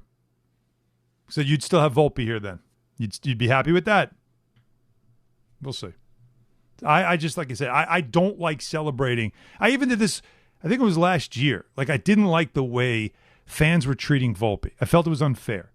And I felt like he was putting pressure on himself, and you could see it in his eyes. The kid was definitely feeling the weight of it all. And you could tell he was really struggling to handle it. And then, of course, fans just piling on, which is what they do. Young player. And the Yankees didn't help him any because they never took him out of the lineup. They never gave him a breather. Just take a breath. They didn't do it. So it was a bad situation that got worse, and people couldn't wait to run him out of town. Then they send him away. They bring up the kid, and now it's like the kid goes through a couple of games, and now it's the same thing. I don't understand that stuff. Young players, you got to have patience with young players. You got to let them figure it out. Guys played 20 games at the major league level, and you already want to tell, he sucks. Okay. All right, he sucks. Should have traded him for a guy that you're going to have to give $300 million to. Smart. Instead of feeling like we established for the next 10 years the shortstop position with a player that we know, every scout says, has the potential to be an elite, not just good, elite defensive shortstop, and a bat potential that can make him a very effective offensive talent. Let's pick up the phone line, shall we? Let's talk to Jason, who got back on. Jason, you had something else you wanted to say, and you deserve the right. I did, and I apologize that we got disconnected. 2 things. One, Lombard we should look at him, and I agree with Alan 100%. He should be looked at with that Rocky quote. It's not about how hard you hit, it's about how hard you can get hit and keep moving forward. Love it. So that's what I would say with Lombard. The second thing is, this is a personal request. Can we ask to change the read on the medical emergency kit? Traveler's diarrhea. Eliminate traveler's diarrhea.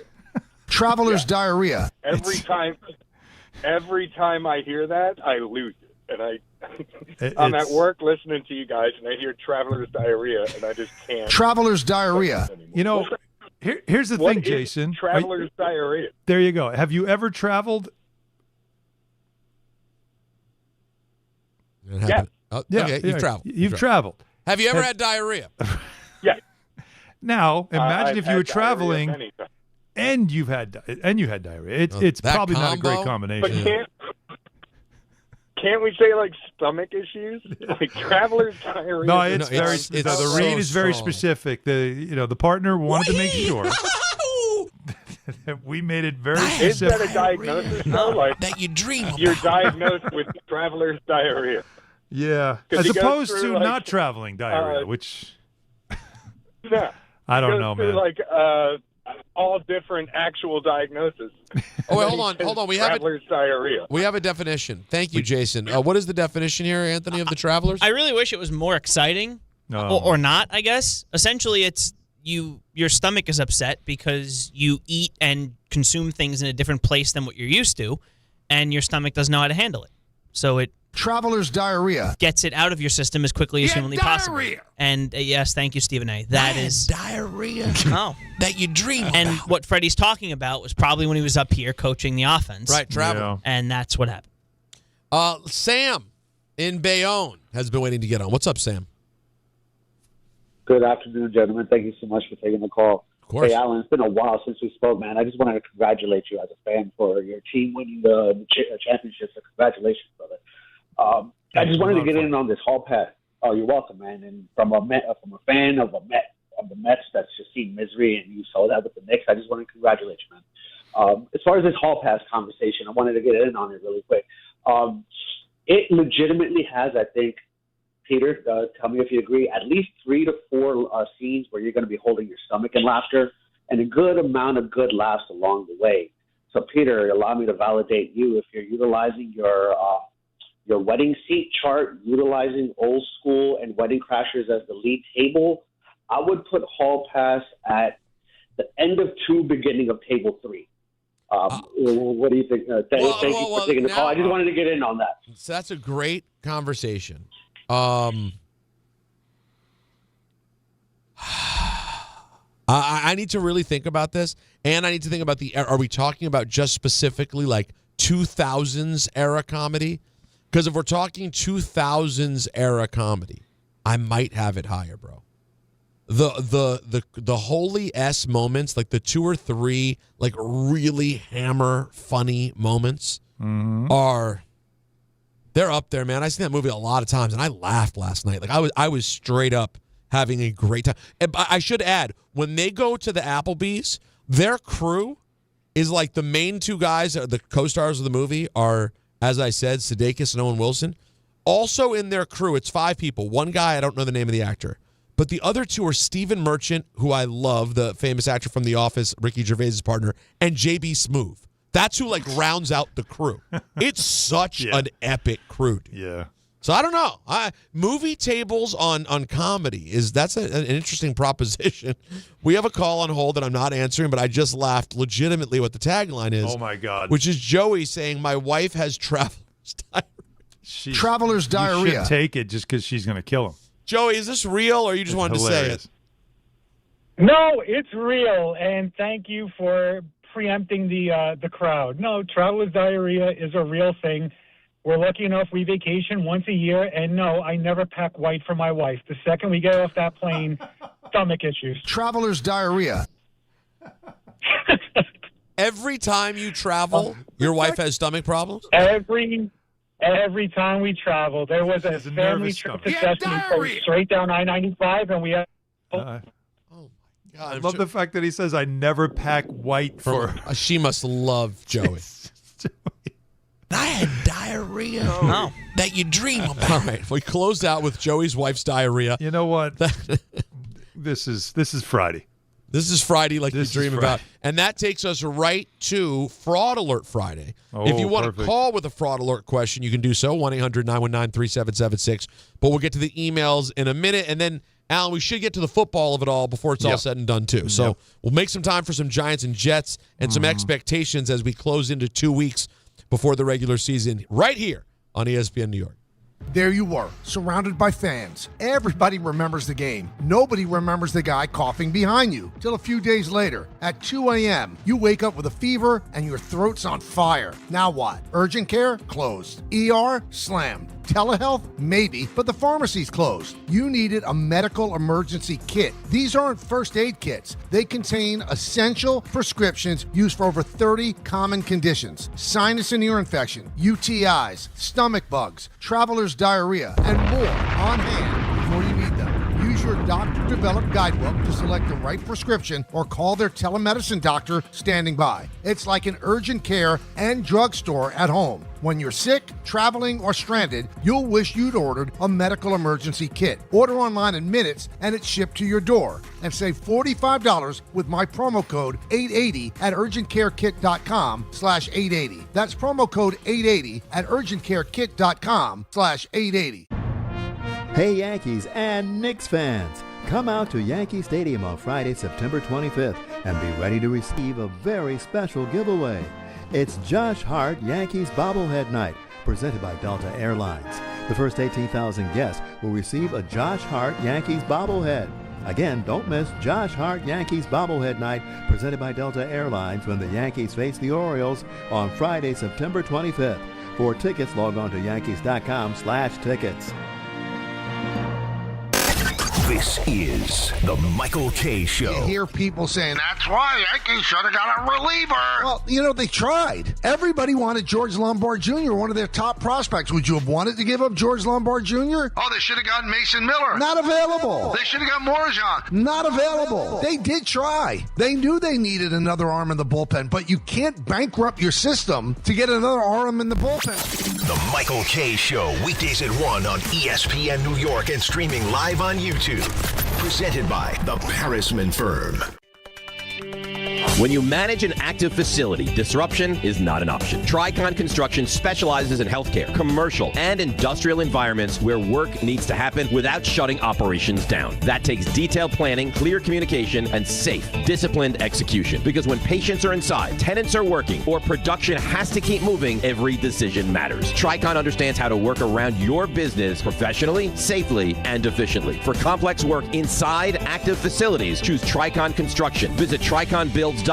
That's triconbuilds.com. You're in charge of ordering boxes. Small boxes, really big boxes. You're in charge of tape, labels, mailers, bubble wrap, extra bubble wrap, just for fun. You're in charge of warehouse cleaning and safety supplies. Good thing there's Uline. Thousands of quality products for your business and warehouse needs, always in stock, ready to ship same day, and backed by Uline's legendary 24/7 customer service. Uline makes it easy because you already do enough.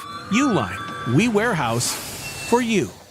Hey guys, it's Peter Rosenberg, and listen, you know me. I'm always honest about what's going on with my life, and recently I've just been dealing with some nagging pain that I finally decided I wasn't going to ignore anymore. So I ran into my guy, Dr. Jay Shah at Samwell Pain. Decided to set a meeting, and after we talked, I understood why so many people recommend him. He's Ivy League trained, all right? He's the real deal. He's double board certified, and he takes a non-surgical approach to helping people get back to living their lives. If pain is keeping you from enjoying your summer, don't just live with it. Go check out Samwell Pain. Visit samwellpain.com. Trust me. Now let's take a look at the traffic with Brandy Scott. Thanks so much, guys. We have the Mets home tonight over at Citi Field. If you're getting a jump start into Queens over at the Whitestone Bridge, stopping a ride there from the Bronx side. Expressway southbound keeps you on the brakes heading towards Citi Field, and Northern Boulevard just picked up an accident on the southbound Van Wyck by Roosevelt Avenue. Yanks also home tonight in the Bronx using the inbound George. Going to run you about 20 to 30 for the upper deck. Lower level, just about a 5 to 10 minute ride. Deegan heavy in both directions heading over to the stadium with the volume for the outbound George. Southbound delays from right after the Mashalou on down. Outbound Lincoln, your best ride at 20 to 30. Outbound Hahn, closer to 40. This report is sponsored by Dell Technologies. Back to school starts now. Get long-lasting battery life on the Dell XPS laptop powered by Series 3 Intel Core so you can work from anywhere. Grab yours today at Dell.com/deals. I'm Brandy Scott on 880 ESPN New York. Here Here's the deal. The government is over $38 trillion in debt, which means the IRS isn't slowing down. And the tax code is complex and unforgiving. So it's not surprising if you're one of the millions of Americans that owe back taxes to the IRS. Unfortunately, they're the world's most powerful collection agency, with the ability to garnish your wages, seize your bank accounts, and even take your home or business. But don't be stressed or worried any longer. We're Optima Tax Relief, America's most trusted tax resolution firm. We have resolved over $3 billion in tax debt for our clients. Our award-winning professionals deal with the IRS every single day, protecting our clients and preparing them for the best possible resolution. For tax help you need, for tax help you can trust, give Optima a call today. Call 800-480-6932. 800-480-6932. 800-480-6932. Optima Tax Relief. Some restrictions apply. For complete details, please visit OptimaTaxRelief.com. Did you or someone you know participate in fraudulent fan behavior? I'm a fraud with a capital F. Is your friend a fraud? I have been a complete and utter fraud. Are you a fraud? What is fraud? Let's ask Don McGregor. Screw! Go scratch yourself! Brought to you by D'Agostino Law.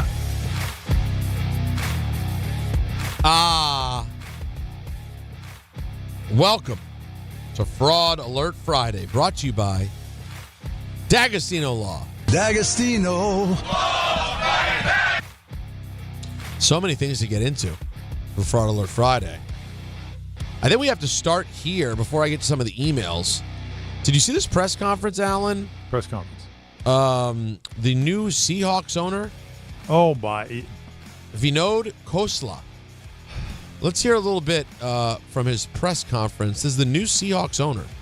I also happened to come to this country in '76 when the Steelers were winning the Super Bowl. So actually, I was originally and still am a big Steelers fan. Also, a little known fact, but I still watch all the Steelers games too. He meant well, but little known fact that probably no one in Seattle wanted to hear. But I guess it's kind of... He's being honest. In one sense, he's probably a fraud because he just moved here when they were good, and so he became a Steelers fan. That's not fraudulent. And I guess, Don would argue that he's not being a fraud here because he's letting you know, open and honest. Well, I know I own this team, but I'm a Steelers fan, and I always will be a Steelers fan. That's what I'm saying. So it's like... there's no fraud there at all. He moved into this country, and at that time, the Steelers were good, so it drew his attention. And he became a fan, and he stayed a fan. And even though he owns another NFL team, he's letting you know, yeah, but I'm still a fan. Yeah, I mean... Terrible towel.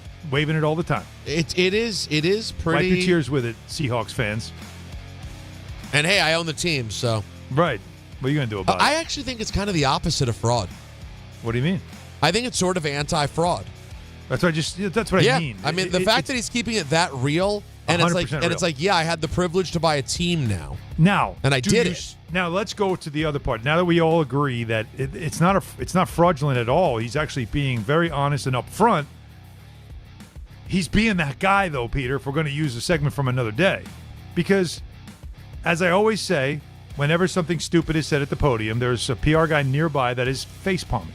You go, oh, boy. You got to be like, all right, did you have to do it here? Did you have to say it today? Yeah. Couldn't you have just waited till you did a podcast like later on and we could all just go, whatever. Oh, yeah. Can you believe it? I used to be. Right. But to do it the day you're introduced as the new owner. And say, and I still am. And I still am. So, I don't think it's fraudulent, but yeah, a PR person's nightmare. That's for sure. All right. Your emails come in. They fast and furious. Fast and furious. DHRESPN@gmail.com. Honorable Judge LaGreca, he's not here, but what help you anyway? I need your help pulling a Marty McFly and preventing future me from becoming a complete college sports fraud. Little background, I'm a Knicks fan, a Jets fan, and I've spent the last 27 years teaching on the mean streets of Long Island. Oh, boy. I never really had a college team, although I've always enjoyed college sports. Then my daughter went to Penn State. She's heading into her final year there, majoring in clinical psychology and neuropsychology. Like any normal parent, I immediately became a full-time Penn State fan. I claimed them hard. By the way, I have mixed feelings. I don't know if I see that as being true, but some people do. I'll watch basically any Penn State sporting event now simply because she attends the school. I've been to a few football games, and I even attended my first hockey game on campus to watch the Penn State women's team win. That actually got me into hockey, although I'm quickly learning hockey's approximately 700% better in person. Yes, it is.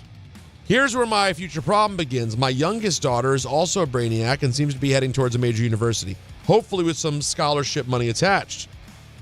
She's only going into 10th grade, so I still have time before the crisis arrives. But when she picks a college, what happens to me? Do I have to denounce Penn State? Can a grown man legally have two favorite college teams? This is, wow. Well, Can an exception be made? So then he keeps it going, but I think we've got it. Yeah, I think we've gotten the point. We've had this happen before. Didn't we have a caller who had one kid go to one school and they were all in on like supporting that sports-wise, and then another kid decided to go somewhere else, and so now it became like, what do I do here? My belief, and again, because this is more grand jury than it is a judge, I'll make the appeal to all of the rest of you. I think where my money goes is where my loyalty goes. So that can be more than one school? Yes. Don't you think? I don't know. That's what determines, though, like real fan. I mean, you're buying fan. Well, That's first of feels all, fraudulent. Fandom, like, if I'm paying to send a child to school, that school is like, I'm rooting for that school. I want success there because it's my investment. So yeah, am I a diehard fan and all that other stuff? I don't know, but I don't think you're wrong to support the school that you're paying to send your child to. Do you? What are you supposed to do? Say, no, you go there, but it doesn't mean I'm going to support anything they do. You can't do that. Agree or disagree? Anyone? Anyone? Bueller? My dad had a shirt that said, "My kid and my money go to Fordham University." There So you go. Investment is a good descriptor of how much it costs to go to college now, at least privately.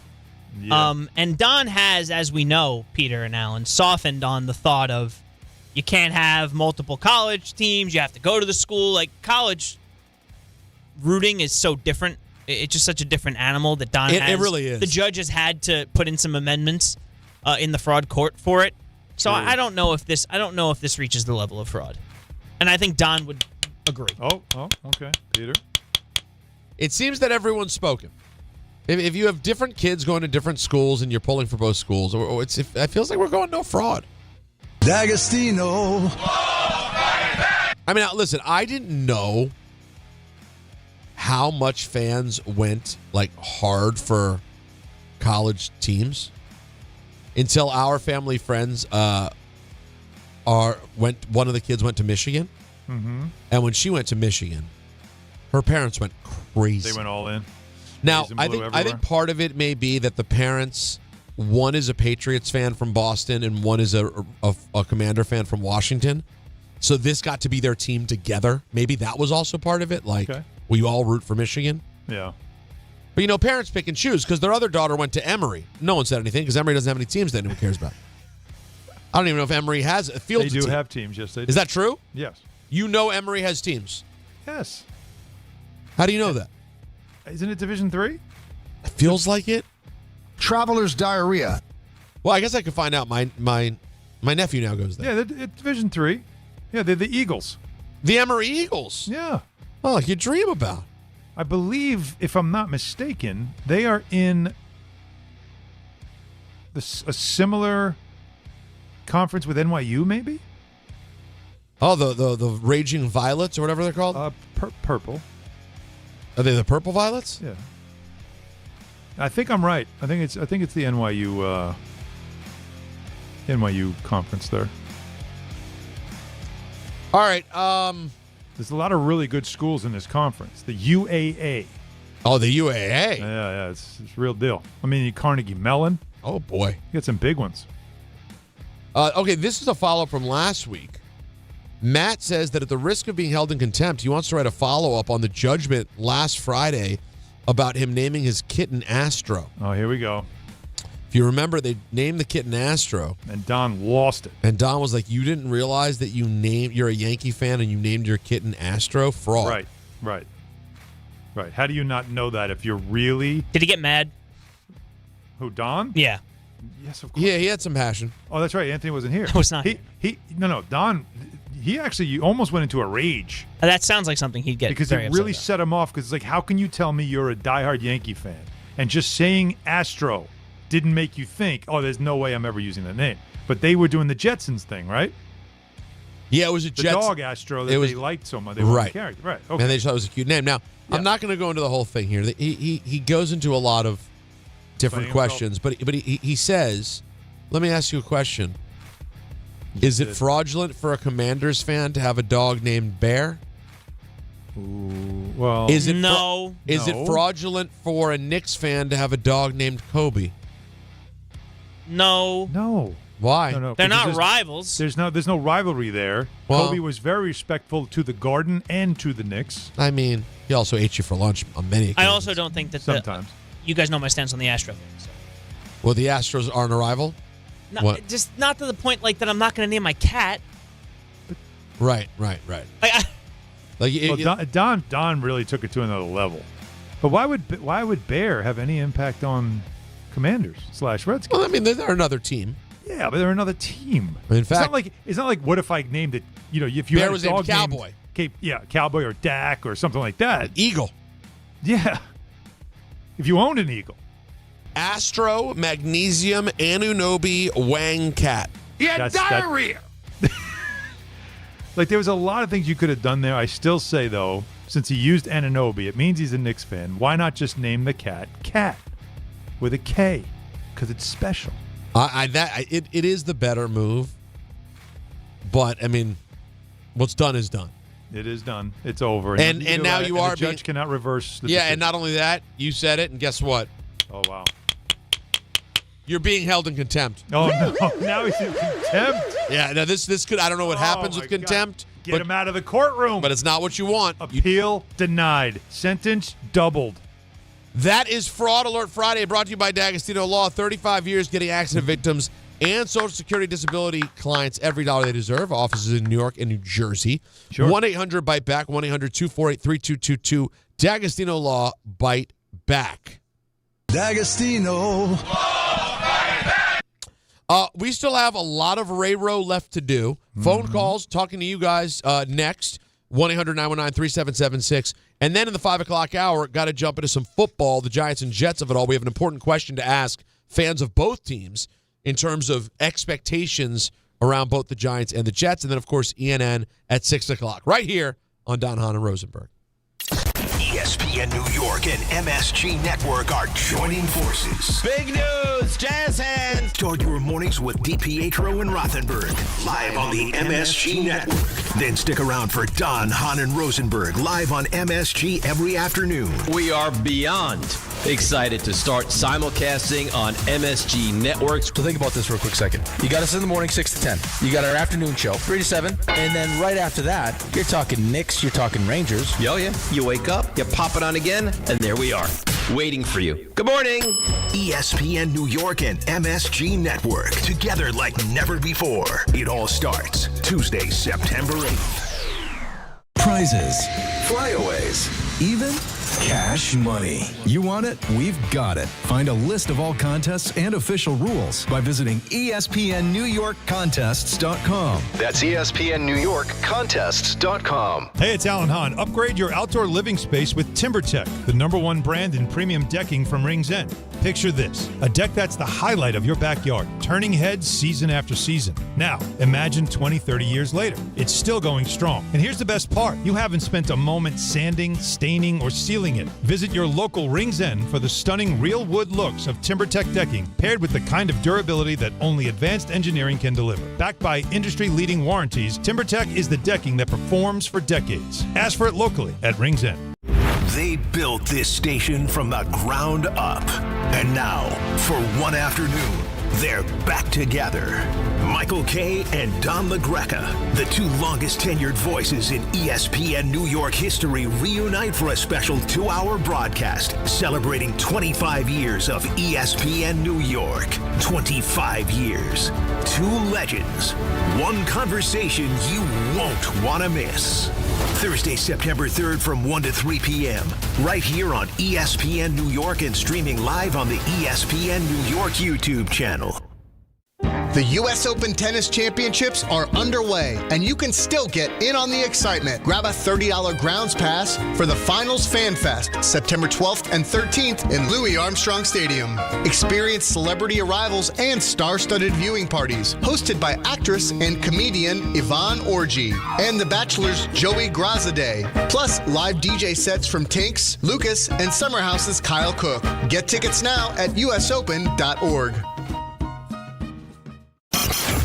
This is Carlin on ESPN New York. Dan Graziano, ESPN NFL insider, joining us. You were particularly high on the possibility of the Jets offense being much better this year. There's reason for Jets fans to believe they'll get more out of Geno Smith than the Raiders did. I think Garrett Wilson, Breece Hall, they have weapons. I don't think it's far-fetched to think that the Jets might have a kind of a cool offense. Chris Carlin, weekdays at 10 a.m. on ESPN New York and streaming live on YouTube. It's Rich Eisen for Pella Windows and Doors. Sometimes teams take a timeout to regroup and call the right play. When it comes to your home, Pella Windows and Doors always has the winning game plan. They do it every day, and that's why your neighbors trust them. Visit Pella.com/Eisen today. Right now, Pella Windows and Doors of New Jersey is offering buy one, get one, 40% off windows and doors, and no payments, no interest for 24 months. Some restrictions may apply. See local showroom for details. Offer ends August 31st, 2026. Get in the zone, AutoZone. Welcome to the end of summer sale at AutoZone. We're celebrating the end of long days and short nights with big deals for a short time. Like on Wash and Wax, you can get 3 Meguiar's products for just $20. Need new brakes? Duralast brake pads are free with the purchase of Duralast rotors. We've also got oil deals and more. We're ending the summer right with the end of summer sale at AutoZone. Get in the zone, AutoZone. Restrictions apply. Hey, it's Kirk Herbstreit. Before kickoff starts, I like a room that looks ready and plays tough. Fresh paint, strong coverage, and a finish that can handle a full season of Saturday celebrations. Bare Ultra Interior Paint has an extra durable finish that holds up from game time to the off-season. It covers in fewer coats, goes on smooth, and helps walls stay looking new longer. Game-ready defense with coverage that goes the distance. Bare Ultra, only at the Home Depot. How doers get more done. Everyone needs to take care of their mental health, even running back Bijan Robinson. When I'm on the field and feeling the pressure, I usually just take a deep breath. When I'm just breathing and seeing what's in front of me, everything just slows down. It just makes me feel great before I run the play. Just like Bijan, we all need a strong mental game on and off the field. Make a game plan for your mental health at loveyourmindplaybook.org. Love your mind. Brought to you by the Huntsman Mental Health Foundation, the Arthur M. Blank Family Foundation, and the Ad Council.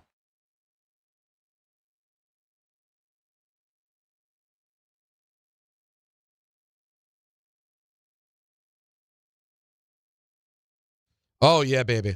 Oh, yeah. We got big news, Peter. Is this serious or are you joking? Oh, no, this is big news. Big news for everybody that's in New York that's a sports fan. I'm paying close attention. Go ahead. Well, if you haven't heard, we're going to tell you right now. We're coming to MSG Network. That's right. I knew it. Our show and the morning show, DiPietro and Rothenberg, both will be simulcast on MSG Networks starting, it's coming up close, Tuesday, September 8th. We are both being simulcast across MSG Network's television and digital platforms. So now, think about this. You can still catch us, of course, on 880 AM. You can get us on the ESPN New York app. By the way, quality audio on the app. Really good quality. YouTube. Shout out to everybody on YouTube right now watching, following along with us as you have over the last... How long has it been we've been on YouTube now? What do you think? Has it been a year yet?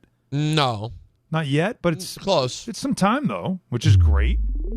That's right. And now on MSG Networks as well, and all their platforms.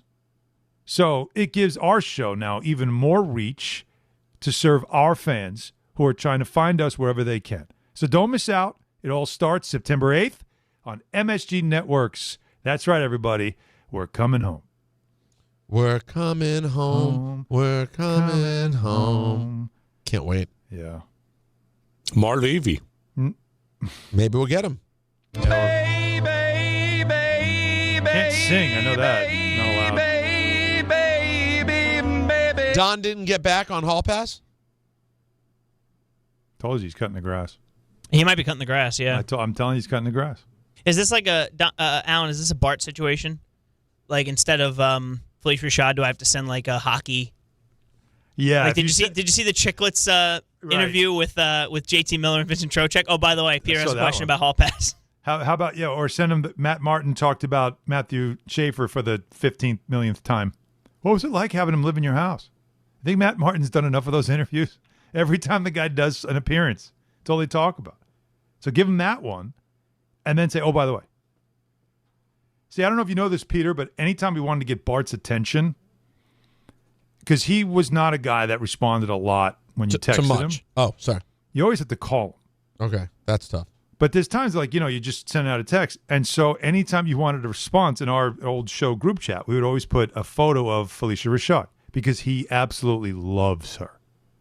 That is so And he would on brand immediately for him. respond every single time. Felicia Rashad, huh? Yeah. He was holding on Claire to... Huxtable. I'm aware of what she was playing. I wasn't sure if you were aware. But so he was that into the mother on the show of his childhood. That was like his number one thing to get him excited. You have a problem with that? It's an You ever hear the song Stacy's Mom? Of course, I am familiar with Stacy's mom, with Theo's mom. All right, so that's how you would get him in on a conversation. Yes. And then you might get a reply. No, not might. I think I think Anthony, would you say response time was about 98% accuracy? How about this? I heard a story from Chris Carlin that somebody else needed to get in touch with Bart. And they said, how do I do it? And Carlin said, just put a picture of Felicia Rashad before you ask the question and you'll get an answer. And the person said, that's crazy. Why would I do that? That's stupid. That doesn't make any sense. The person got back to Chris within the next 25 minutes going, it worked. He answered me right away. Yeah. So it still works. It's a thing. Which reminds me, I actually... Need to reach out? Yeah, he didn't respond to me the last time I sent a message, so now I got to remember I have to add that to the message. Don't get me wrong. Felicia Rashad was an attractive lady.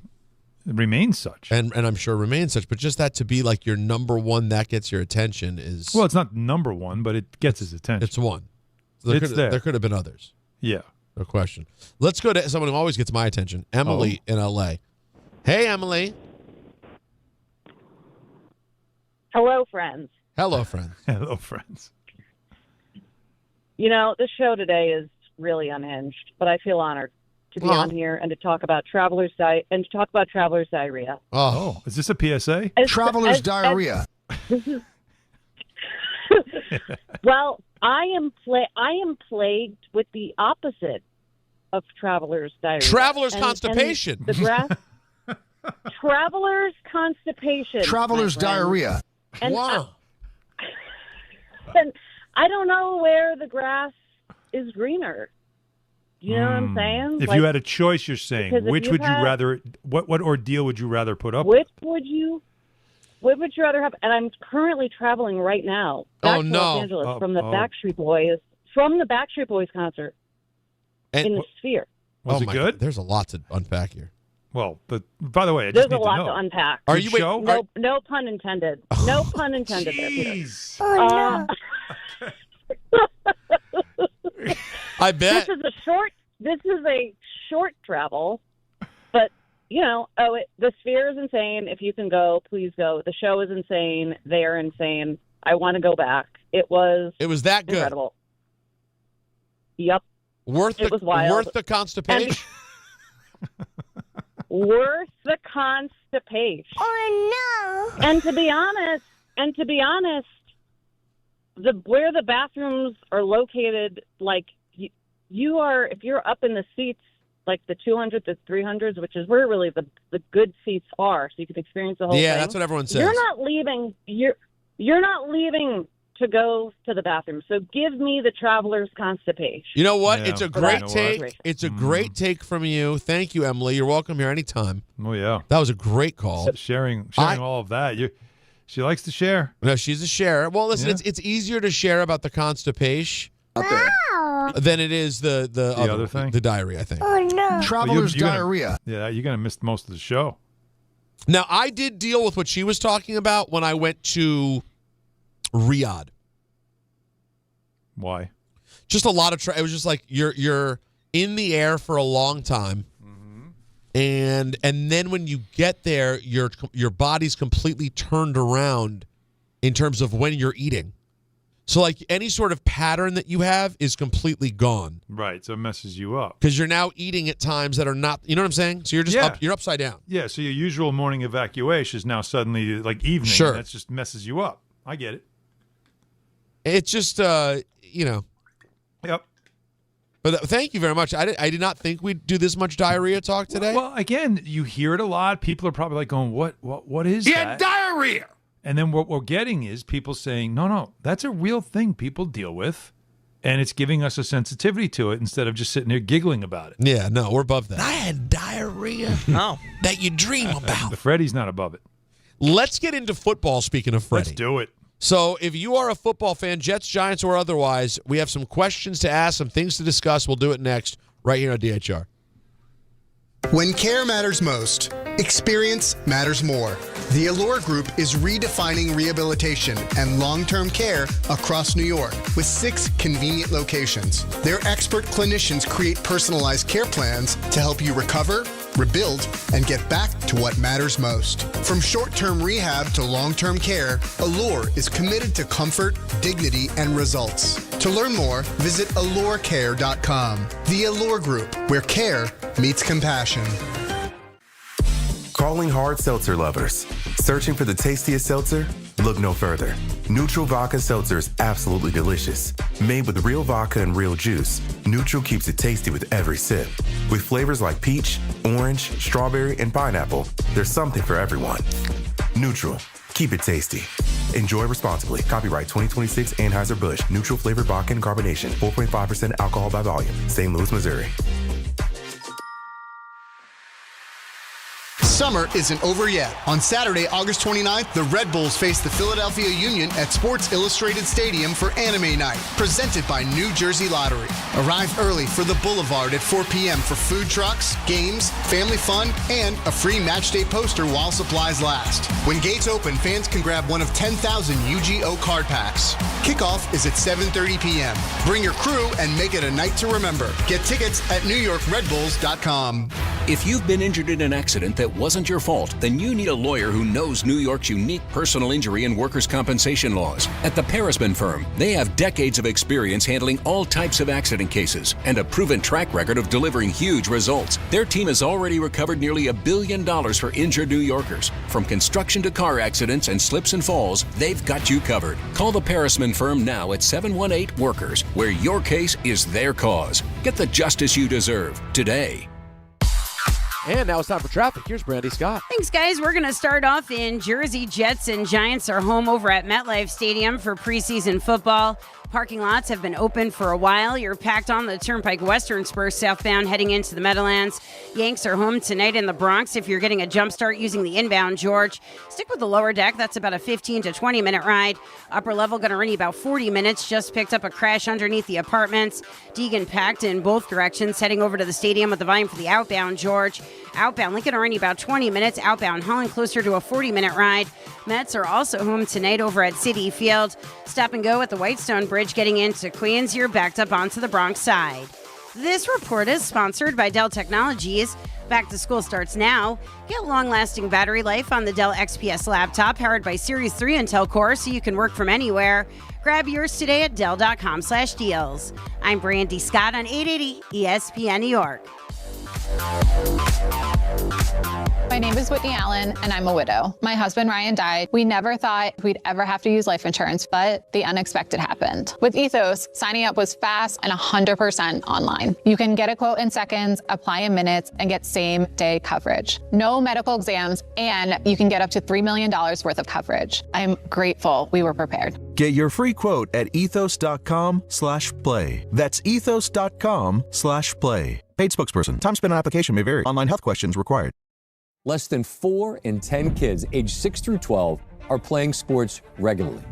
4 in 10 kids? Let it sink in. Just 4 in 10 kids. ESPN is building a nationwide coalition powered by Disney called Take Back Sports, with the purpose of training more coaches, expanding access, and creating community-driven sports programming that puts kids and fun first. We're working on that story. We hope you'll join us. Visit takebacksports.org to learn more. ESPN New York, now streaming live on YouTube. Subscribe today and watch the show. WHSQ and WCBS-FM HD2, New York.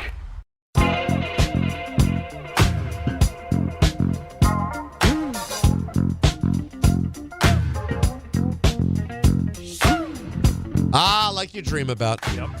Don, Hahn, and Rosenberg, 5 o'clock. Any big weekend plans there, Hahn, sir? I think I did mention it earlier, but I appreciate you giving me the chance to shout it out again. Malloy women's volleyball began their season today. I was able to sneak out before the show and catch the first game. Gracie made her college debut, which was awesome to see, and they won their first match, which was great. I think they're playing as we speak. I loved her first. Yeah.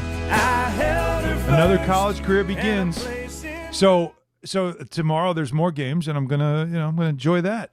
Watching her now begin her college career now. How intense are these volleyball games? No, first of all, it's Division II. So obviously it's not the you don't have a 6'5" front line of these tall athletic girls. So you're not getting the same size, but the athleticism, the speed, the power, and the hitting, it's all there. It's really entertaining. It's a lot of fun, and it's been fun to watch her. What are your nerves like? Is it? It's not. Forget it. Shot. Really? No chance. Volleyball is volleyball a nervy sport to watch? Yes, because it's quick. It happens so fast. Points happen pretty quickly, and it's a matter for her because she's a middle that it's a lot of defense. And when she's set to, she's got to be on point. And so there's and plus, like I said, I mean she's my little flower. You know what I mean? Watching her in an aggressive environment, it's like you get caught up in it. But they're a very young team. They got a lot of freshmen, and they're you could just see like they're going to be good. And like there's some really talented players. So it's fun. It was really fun to watch. I've never really watched college, volleyball live like that. So it was a great experience. So I'm going to do more of it tomorrow. And maybe, just maybe, since we're over there at Malloy, which, as you know, is in Rockville Center. Oh, yeah. Dario's not too far away. Oh. Yeah, man. Any reason to go to Dario. Well, listen, I got a big plans tonight. What do you got? Well, you throw out the record books when the Ravens and Commanders get together in the preseason. Oh, that's right. Everybody, I told the regional rivalry thing. Yeah, the regional yo-yo bump chuck games. Yeah, the games that don't matter but matter. But we have Sam Hartman and what's this guy's? Oh, you got is the Greek rifle? The Greek rifle. That's the kid from Rutgers. Yeah, shame on us, by the way. Karl-anthony. You didn't really. We didn't. We forgot texted me right away. That it was the Rutgers guy. Yeah, he's a Rutgers guy. What are you doing? My bad. We should have shouted him out a little more. I didn't. Yeah, totally. By the way, Carlin should have checked it. Carlin's always good to make fun of me. That's a great call. Never good to give anything more. Finally, something is in his wheelhouse. You know what Carlin's doing there? He's saying, "I wasn't listening." That's exactly right. He's always down to make fun of me. Oh, Peter, I didn't hear your voice. I guess you're talking baseball. Right. And now here we are. Talking about a Rutgers player on the Commanders, no Carlin to be found. No Carlin. It's kind of hurtful. I think so. I do nothing but support him, and all he does is laugh at me, and insult listen, me. When you're supporting him, it takes an effort. You're a bad guy. No, I love him. He knows. No, it doesn't. No, it hurts. He knows you can't just say he knows I love him. Afterwards. He knows I love him. And does he know though? But because he wasn't listening to help us out, Don't you ever feel that maybe you're too tall and thin for these jokes? Like you should just lay out. Should I really? Like, is that what I'm supposed? Like, it's I'm one still, thing. Look, I think I'll tell everybody that I share with you guys. I'm still finding my way on this show. I'm trying to figure out my role, where I fit. Yeah, who are you? You know what I mean? I've been going through the identity crisis, as you know, because I don't see myself as a big personality kind of person. I think I'm more of like a setup guy and all that stuff. And facilitate. John, Peter, thank you, Alan. I hope you make the team. Joe, still trying, Joe. But so that's why sometimes I'm like, I should just have fun with the boys. And then so you make a couple of jokes, and it's like, you shouldn't be saying those jokes. Like, okay. It's hard. No, I hear what you're saying. So it's a balance. You don't have, but you don't want to go. You don't have to go full DiPietro either. Yeah. Just a mean-spirited. I know. Bad guy. The thoughts are always there, and I hit the brakes as fast as possible. Yeah, because you don't want to go that far. I mean, listen, I'm not saying I don't enjoy a Rick joke every once in a while. Ray Rowe. But, you can't have them every day for your partner. I don't know how Dave does it. I just don't want to be the guy that's just like always in one of the squares on the screen, and all he does is stare and smile when something funny happens.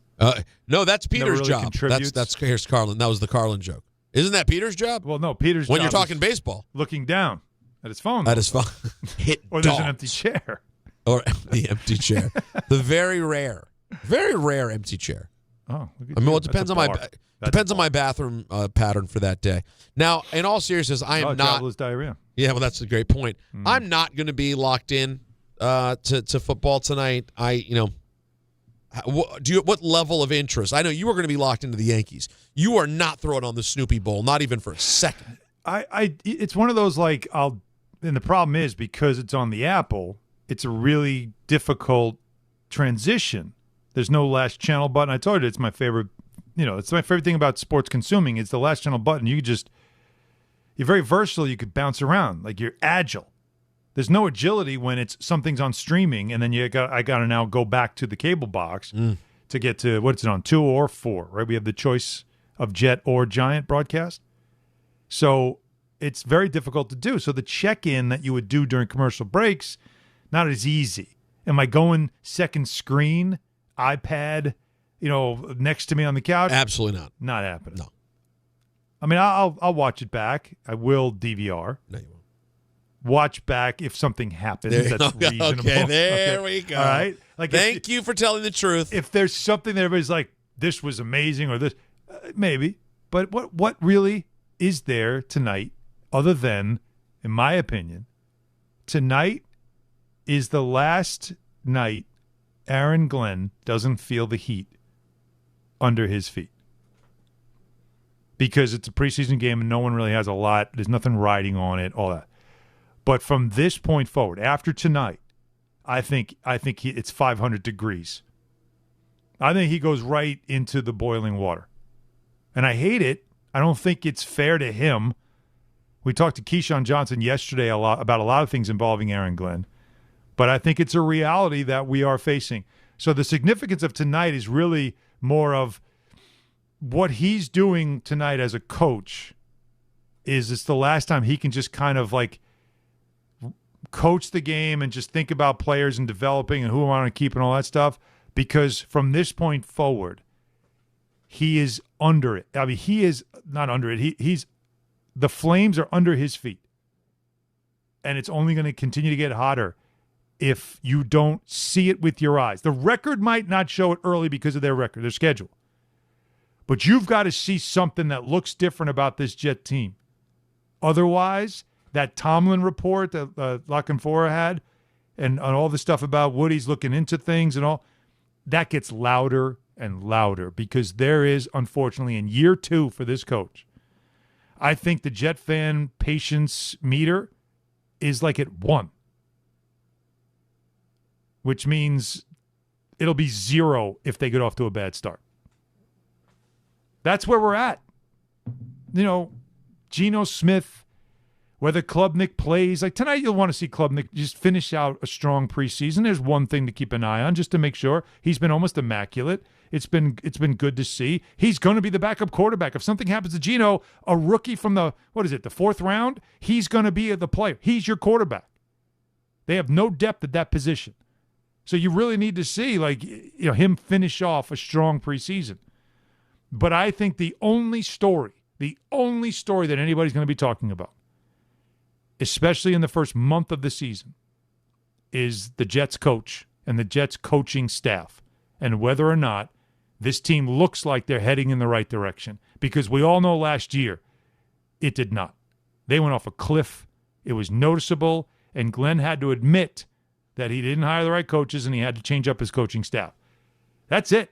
Everything is about Aaron Glenn. I can't stop laughing right now. I don't know how I ended up in this algorithm, Alan. Oh, no. While I was talking, you were scrolling? No, it just popped. Well, yeah, I guess. Yeah, no. I actually was in this area earlier, and I just looked at the screen. It was sitting here. I don't know why I've entered. I guess because last night was Thursday Night Football. Speaking of meaningless games, but it was Al and Herb Street's warm up. They had to do the prime warm up. Oh, and they showed the lake. Lake. No, not the lake. I saw the lake. I saw the lake. Yeah, I saw the lake thing was that's Michael's at his best. I think this was just, for some reason, this was the moment we finally hit the point where people are sick of Herb Street's dog. Oh, no. You're not in the college football algorithm. That's why that's been a thing? It's been a thing. Yeah, that's been a thing. But I love the dog. Well, we all love dogs. We all hold on. You know what? People are mad because they think he's now. It's like he's using the dog. Well, no, I'd say you're late to the algorithm on that one. Well, no. I'm sure I am. I'm not. Yeah. I'm not. Yeah, I'm proudly not a part of the college football algorithm. But this tweet made me laugh after. And this is from a radio. It's from a radio guy. It's from Jerry Callahan, but it's still a funny line. And he's not I don't think Callahan and I see a lot of things eye to eye. Okay. But Herb Street posted the dog and says, Peter showed up in style. Our first preseason game's about to kick off. And he has the dog, in like a cart or whatever. Sure. And Jerry Callahan said, Jesus, dude, give it a rest. You've got a dog. Seems like a good dog. We're happy for you. Can we stop treating him like he landed on Omaha Beach? It just made me laugh. Listen, I'm a dog guy. No, we both as you know that we're dog. No, you and I are both big dog people. guys. But it's starting to get to be a bit much, Kirk, with the dog. It's starting to get to be a bit much. Well, it becomes that thing. It's like after a while when you meet someone and they tell you they have a baby. I look at the picture of the baby and you're like, oh yeah, beautiful baby. And then every time you see them, hey, here it is. Update you. Oh, by the way, remember I told you about her? Hey, here she is now. You're like, oh, okay. Wait for me to ask, buddy. We've all had kids. If I ask, then yeah, maybe that's what it's become. I don't know. It doesn't bother me nearly as much. But I can see where people are miserable people on social media always find something to be miserable about. Now, here's what I'm going to do. I'm going to step and take a gigantic risk. I may be risking my livelihood. Okay. Maybe my life. Okay, I know how passionate people are. And we'll see, Alan, where you fall on this. Okay. Whether you tell the truth or are gutless. Me? Okay. Gutless? Dare you. Listen, I like a golden retriever. I do. Chauncey has a golden retriever named Butter. Michael has a golden retriever named Butter. Everybody has a golden retriever named Butter. They're sweet dogs by and large, and I enjoy a golden retriever. Sure. But in terms of like, oh my God, look at my dog, could it get more cookie cutter and who cares than a golden retriever? I'm sorry. Oh, wow. They all look the exact same. Yeah, but they're adorable. No, I love a golden. I love a golden. It's a nice dog. But I mean, you know what I'm saying? Hang on. You saying who cares?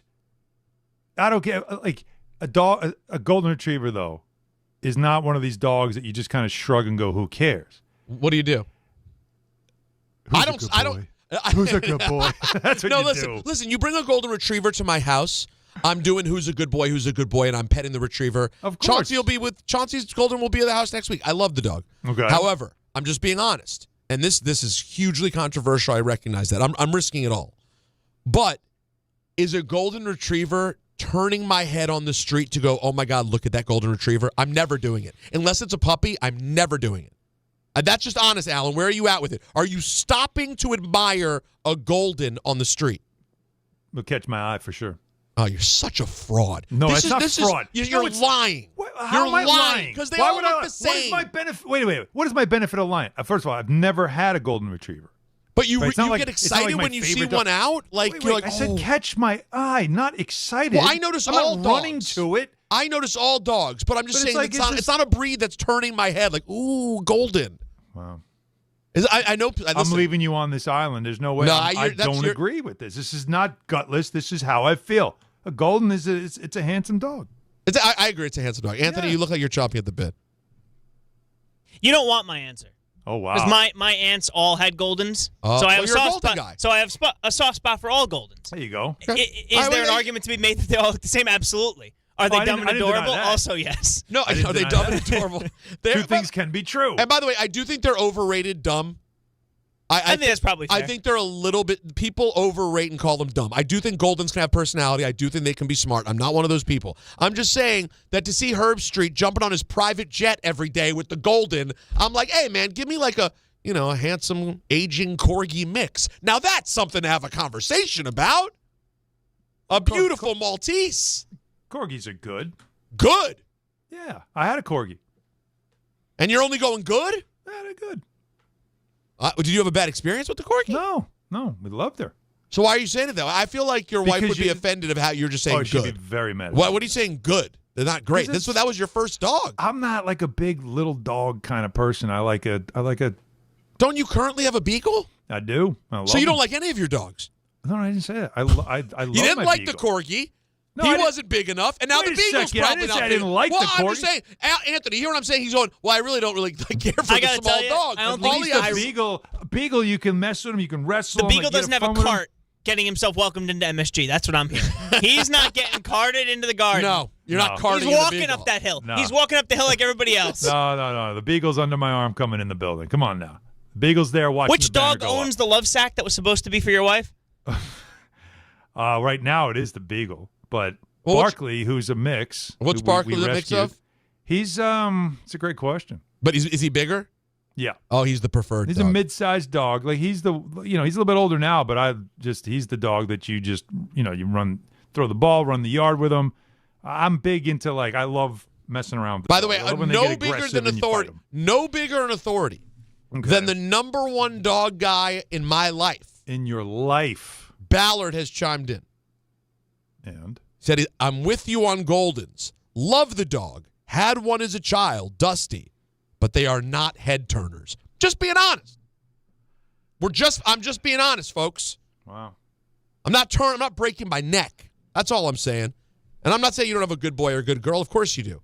But as a dog owner, the Golden is like if you go through the 80s and you're like, it's like Farrah and Heather and it's like, I know they're all skinny, tall, pretty blondes. Right? Yes. So you just go, no big deal. They're a dime a dozen. Really? Right. Yeah. I don't think so. Some people have their type. And you're a Golden guy. Is that what you're saying? Again, the crazy thing is I've never had them. But Maybe I will one day. I think there's now that you said it, I might go get one. And there's also a little bit of hating on my end. I can't speak for everyone else. Of course there is. But as a dog, you're jealous of their hair. But as a dog, that's not what I meant. But the part of me that's hating on Kirk is all of us dog owners. You know how jealous we are to see you jump on a private jet with your dog. Well, you know how nice that is. Kirk has to go call a game in Arizona. Well, good news. Him and Peter the Golden, they're just jumping on the PJ. The dog, well. Pretty nice. Don't you put your dogs in your man person stuff? Rocky did come to a lot of events. Yeah. He lived quite a life, that dog. Right? No thanks to the people, our listeners who would call up and hate on me for it. But Rocky lived a life. Not just the listeners. Who? Oh, Michael. Don and Alan questioned Don and Michael questioned. Yeah, they would get mad at me too. Rocky's therapy abilities. Yeah, and not only that, they had the audacity. The absolute audacity to question whether or not Rocky was in fact doing a job as a service animal. Because it wasn't helping? Yeah, they clearly you weren't being helped. We did. In all the years with Rocky, I only got into one fight at a place with someone over them questioning what his ability was. This one door person at a comedy club was just like, no, but what does he do? I'm like, he does service. And they're like, what kind of service? And I was like, sight. He helps with sight. And she was like, I need proof. I was like, we don't have to answer this. This is an outrage. I was such a Karen. But I really I want to just be like, but dude, the main argument that I would make, listen, it's on paper. I understand why someone would have a problem with it. Her saying to you though, by the way, yeah. what Like what service almost sounds like a challenge. Exactly. Like it was really like a throwdown. I know. I should have been like, Rocky, show what you can do. I'll tell you what he can do. How does he service you? Bite your ankles. Right. That's what he can do. We got all this out of the Jets and Aaron Glenn being on under fire. Well, because you actually said exactly why tonight is so uninteresting. Because you said tonight's the night where it doesn't matter for the last time. Tonight's the last time Aaron Glenn is on the sideline of a football game. Relaxed in any where way. It doesn't matter. Tonight he can actually chill out and just kind of analyze. Starting in 2 weeks, those days are over. Well, I just think it's just it's choosing his roster. There's a lot. No, that's work to do, but it's not like but all that's he's going to be he's going to be criticized for everything from this point forward, because I firmly believe there is a large pocket of the fan base that, and you never root for your team to lose. It's almost like those who couldn't wait for George Lombard to start making mistakes so they could jump. I told you he's not. No, yeah, for sure. There are people that are sitting here going, "You'll see," and the minute it starts to go wrong, and the early schedule, Titans game, that's Salah coming back in. That's a must-win in week 1 because of what's ahead. The games that you have after that put you in a tough spot. You got to win week 1. Right? You got to win week 1. Green Bay is your home opener. I know. Well, Green Bay will be Josh Jacobs-less. And the other thing to remember is, and I know this But he's got to win, Peter. He's got to win. Hear me out. I know this takes the starch out, and this is not like what is expected of sports talk radio, because what's expected is to, make everything live or die. But the first month of the season, these teams are such wild cards. Completely agree. That you could lose to the Titans, and if you're stupid enough to say the sky is falling, they can turn around a week later and beat the Packers in week 2. Mm-hmm. Okay? Last year, the Commanders won week 1. Week 2, we went to Green Bay. We were so manhandled by Green Bay's defense, Alan. I thought we were watching a historic Green Bay team. I was like, oh my God, they are never losing. And that's not to say they didn't turn out to be a decent team, but they clearly were not what they looked like early on in the season. Right. You just don't know. Then you're at the Lions and you're at the Bears. And all of that is, and oh my. And that's scary stuff, but you also just don't know what version of those teams you're getting to yet. 4 to 5, 6 weeks at this stage of the NFL, especially with how fakakta this 3-game nothing preseason is. I understand. You have a little bit of time, but you certainly want to get the Tennessee win. But what you're dealing with right now is logic, and if we were in any other market, you could make that case for everybody. Maybe, you could even make that case for the Browns, but you can't make it right now for a Jet team that hasn't made the playoffs in 16 years.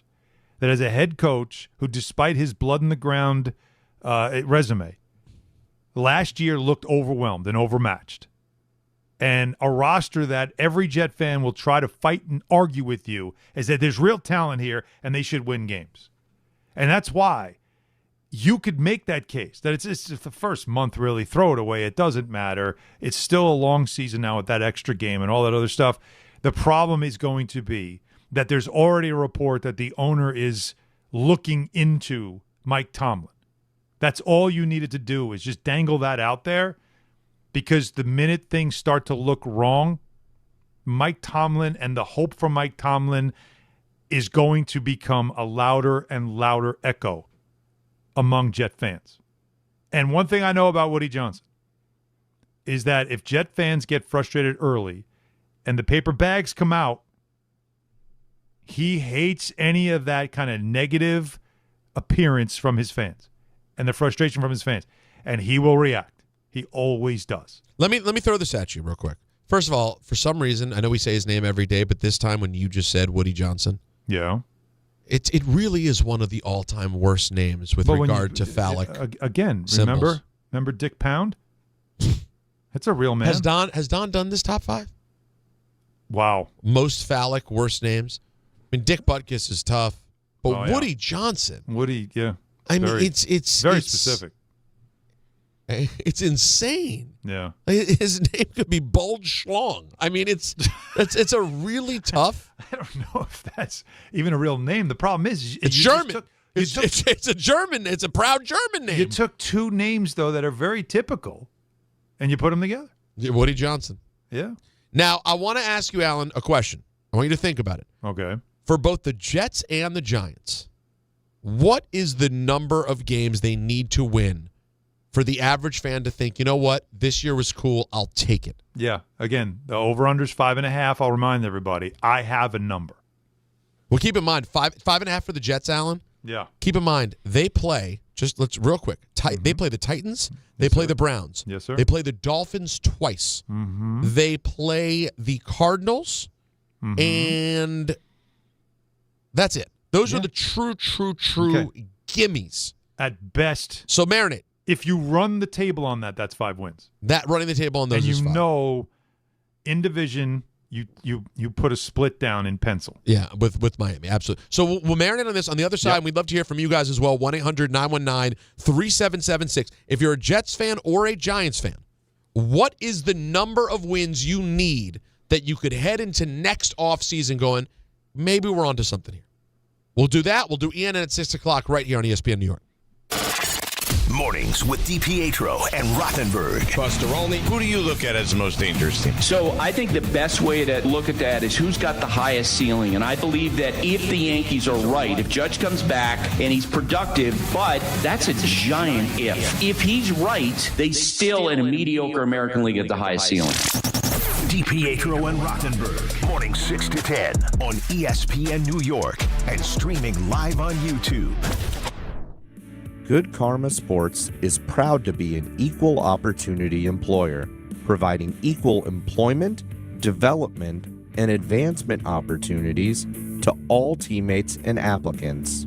To learn more about careers with Good Karma Sports, please send an email to talentacquisition@goodkarmasports.com. That's talentacquisition@goodkarmasports.com.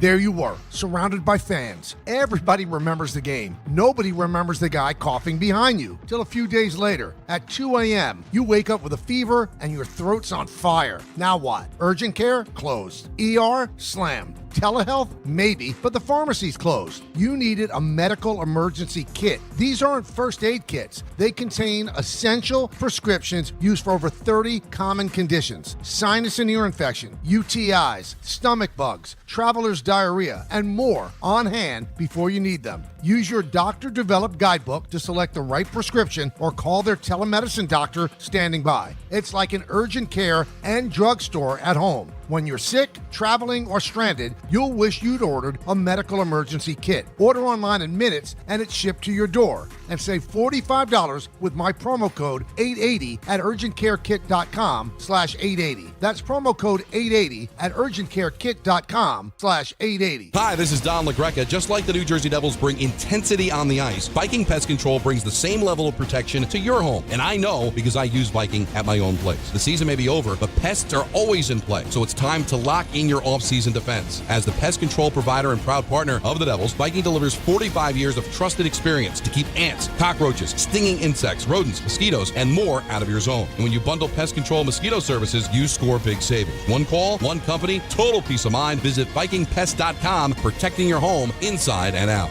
Hey, New York and New Jersey, Boost Mobile has an unlimited talk, text, and data plan that's only $25 a month forever, meaning you'll only ever pay $25 a month for the rest of your life. Who wouldn't want unlimited wireless when it only costs $25 a month forever? If you don't, you must be one of those people who enjoy overpaying for their phone plan. $25 a month forever is truly as good as it gets. So go online and switch now at boostmobile.com. After 30 gigabytes, customers may experience slower speeds. Customers will pay $25 a month as long as they remain active on the Boost Mobile Unlimited plan. At City Harvest, we believe no New Yorker has to go hungry.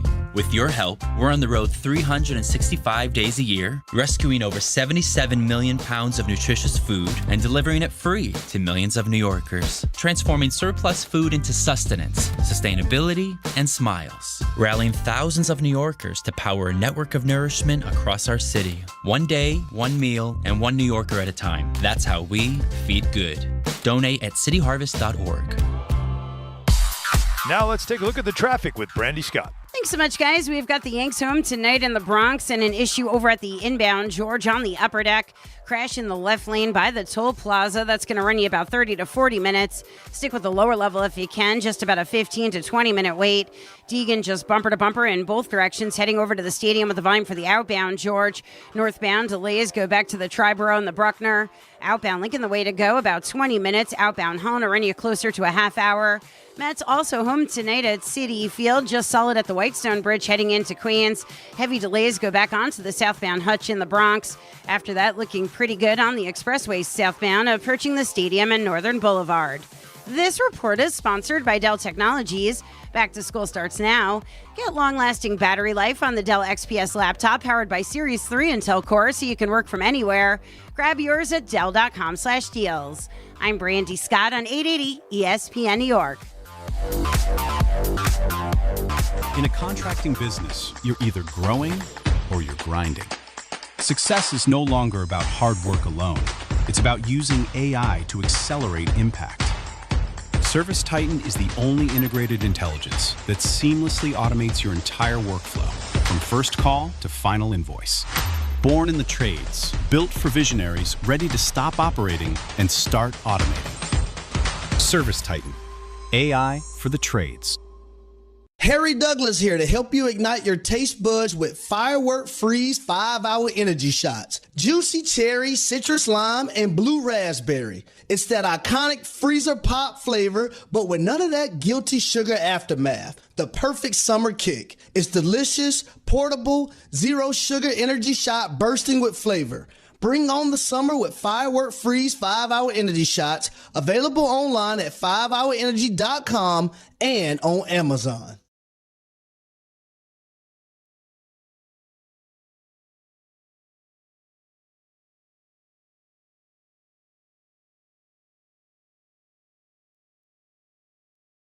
Oh, is this what we were looking forward to musically in the MSG era? Are these the generic bed? Is that what we're going? That is correct. Generic bed number 1. I don't mind it. Ray-Ro. Yeah, you do. Why? Really why are you lying? Yeah, why are you lying? What are you doing? I really do mind. That's my. You asked me how I can help you as a teammate. I'm going to catch you anytime you're being generically polite. That was a lie. You did not like that. Doesn't this sound like, though, like a really cheap, like, remember the transitions in Austin Powers where he would just be randomly dancing? No. YouTube will be happy, though. They'll be able to hear this music. Yeah, they'd rather hear the bad music than not hear the good music. Oh, no, I may have offended Spike. Uh-oh. He said, I raised all my kids on 2 Goldens. See? Both from large litters. Look what the largest litters. We've never seen Goldens this golden. Both lived 15 years. Wow, that's two nice 15-year-old Goldens. Good for you, man. Excellent. It's all anyone can hope for. It's a nice long life for whatever your dog is. Yes, it is. Let's go to John in Tejas. What's up, John? That's Texas. Hey, a long-time listener. Pleasure to finally get to talk to you guys. Oh, thanks, man. I was actually listening to yesterday's podcast, Catching Up, and I started to think this year's Yankees are kind of like this year's Knicks. I know it's not apples to apples because we've had this call the American before. League is just kind of like. What's that? No, John, I think somebody called and said the same thing, a similar thing recently, that it's there is like sort of this correlation between because American League and the Eastern Conference sort of like how there's an opportunity. Up for grabs. It feels like a if not now then when thing to it, building towards this. Exactly. Yeah, but the health part of it is obviously different. You know, this Yankee team's got to get healthy. It's different, but. Yeah, but I just think, like, it's going to come down to who wants it more. That's what it felt like for the Knicks because it was such an even playing field, it felt like. And so it really came down to, like, who really wanted it more. And then on top of that, they're going to be facing what's considered a Goliath, you know, coming out of, like, for the Knicks, it was out of the West, for the Yankees out of the NL. The NL is generally considered better. I felt like it was kind of the same thing with the Knicks last year, so... Just seeing a lot of parallels there. No, it's absolutely true. and a selfless leader and all that stuff. It's true, John. It is something that I'm watching. But you know what the Knicks have that the Yankees don't? That grit that you were talking about earlier. Yeah, but they have some moments. They had moments where we questioned it. Yes, they did. And at least in terms of like they're not the fighting type, okay? Yeah. But they did have a scrappiness to them. Like I don't know if Josh Hart exists on the Yankees. Oh, good call. That's what I'm saying. Yeah, if Judge is Brunson, who's Josh? Because it's not Jazz. No. It's not Ben Rice. Like who? No, he's young. It needs to be a savvy, scrappy vet. Yeah, it's what Brett Gardner used to be.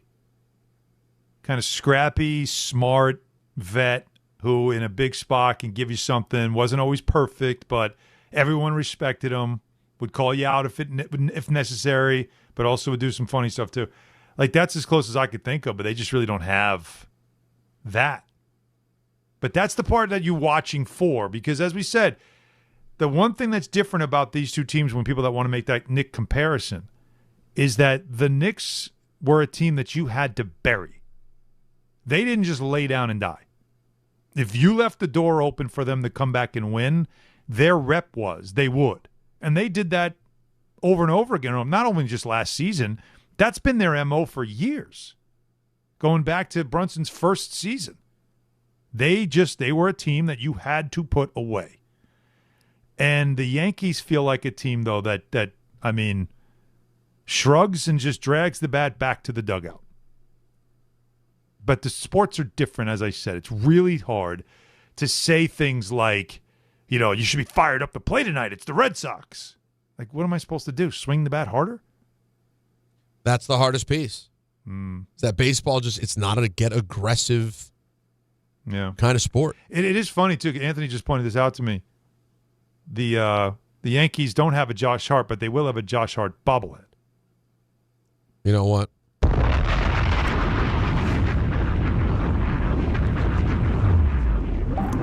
I think Josh would be a good first guest MSG when we do our simul. This just in, by the way. Okay. If you were planning on watching the foosball tonight. Breaking news. Josh, what's his name? Jackson, Josh? Not Josh Hart or Josh Dart. Jackson Dart. Jackson, yeah, I heard of him. He's out. He gone. Jordan Bubble wrap that kid. Jordan Ron, non. Hardest working man in football. Yeah, he went to every single day of camp. I like that. I respect it. Puts in the work.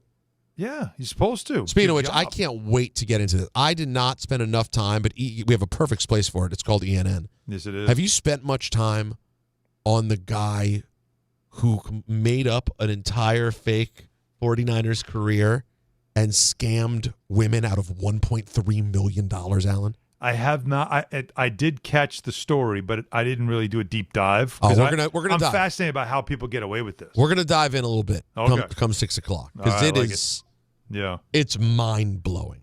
Smart move, by the way, to keep Dart out of it. There's no reason to play Dart. Yeah, I didn't understand the thought behind him playing. You want to protect him.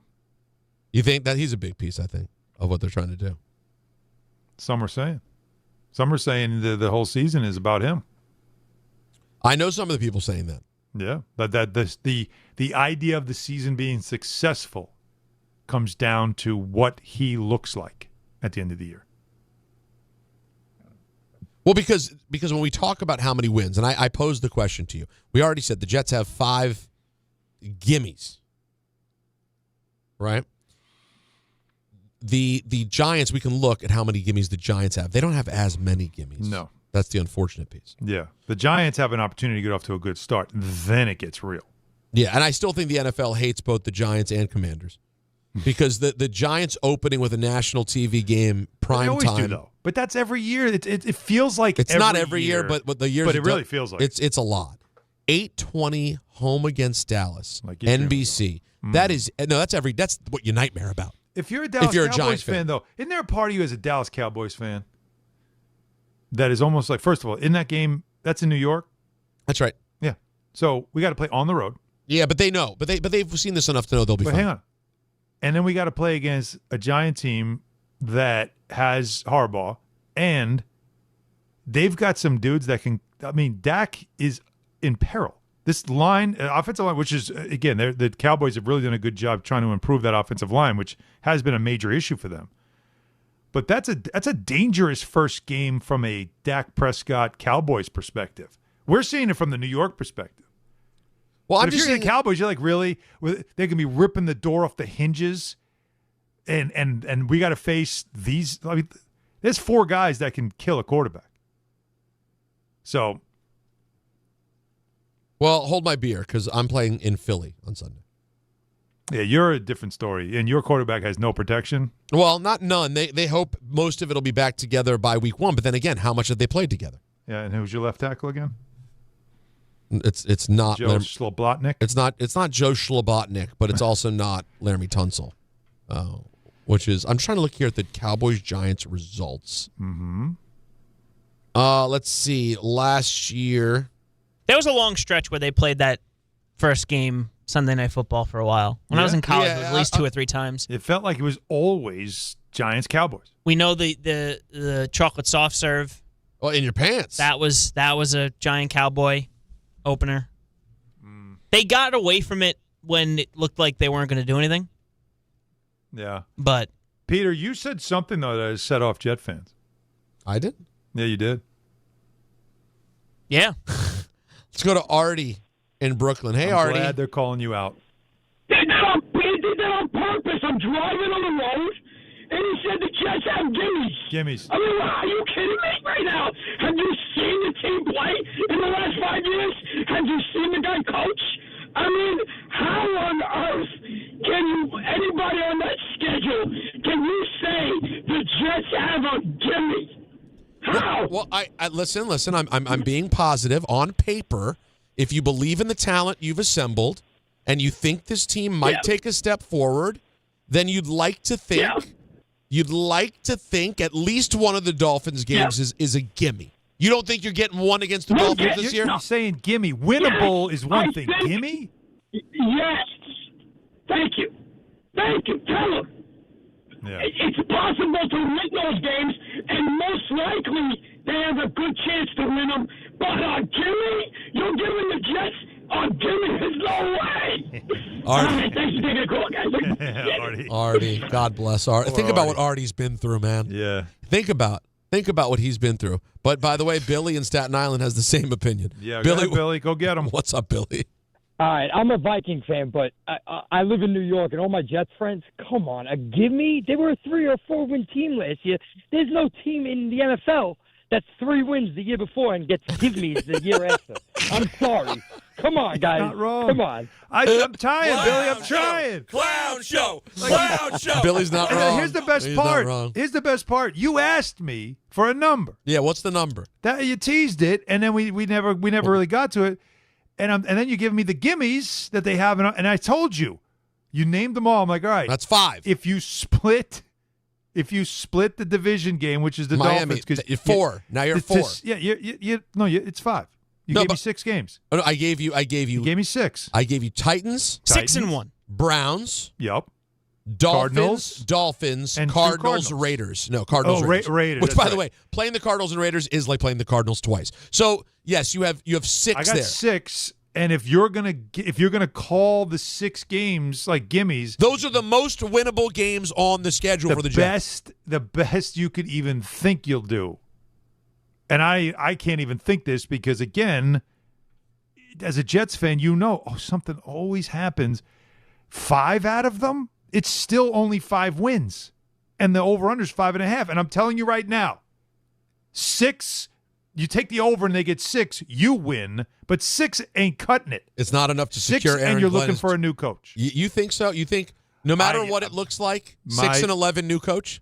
My feeling is you got to get away from the double-digit losses. You have got to have a way that as a coach you can prove that with some of the talent we have on this team that you should be able to get to, I want to say... So that's 8. You want to get to 8? Yeah, to me, 6... No, I want to be close. I want to be at 8, not 6. So real quick, if 7 even isn't enough anymore. If you anymore. think eliminating the double-digit losses is the way to Aaron Glenn seeing year 3, I that do means believe you need that's to it. win all 6 of those, and you're going to need to steal a Packer game, a Bears game. You know, I'm not giving them the Chiefs or the Bills. A Charger game. Otherwise, what are we doing? One of the Patriots games. Like, you gotta get to 8. I don't disagree with you. It's also I'm big on this. It's what it looks like, because here, you can't have a minus 203 point differential, Peter. Minus 203 points. You were outscored by over 200 points. You know how many other teams than you in the league that were outscored by over 200 points? Take a wild guess how many other teams were outscored by 200 points. None. Yeah, that's figured. Your turnover margin, minus 19. Come on. This is what I mean. So win total's one thing, but Artie's right. We can't start playing the win game. You know what you got to play? Here's the game you got to play. How close to 0 can we get in turnover margin? Can we get a little closer than 19? How about also point differential? Can we flirt with being even? Can we flirt with being within 10 points? 1-800-919-3776. Jets fans, what is the number?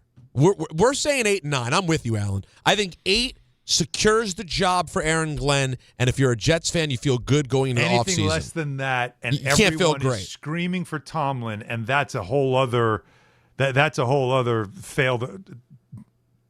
Don't hurt yourself. Yeah. All right. Take a break. No, you know what? Drink some water. Breathe on it. We'll talk to you guys next. Then ENN at 6. ESPN New York and MSG Network are joining forces. Big news, Jazz hands. Start your mornings with DiPietro and Rothenberg, live on the MSG Network. Then stick around for Don, Hahn, and Rosenberg, live on MSG every afternoon. We are beyond excited to start simulcasting on MSG Networks. So think about this real quick second. You got us in the morning 6 to 10. You got our afternoon show 3 to 7. And then right after that, you're talking Knicks, you're talking Rangers. Yo, yeah. You wake up, you pop it on again, and there we are, waiting for you. Good morning. ESPN New York and MSG Network, together like never before. It all starts Tuesday, September 8th. When care matters most, experience matters more. The Allure Group is redefining rehabilitation and long-term care across New York with 6 convenient locations. Their expert clinicians create personalized care plans to help you recover, rebuild, and get back to what matters most. From short-term rehab to long-term care, Allure is committed to comfort, dignity, and results. To learn more, visit allurecare.com. The Allure Group, where care meets compassion.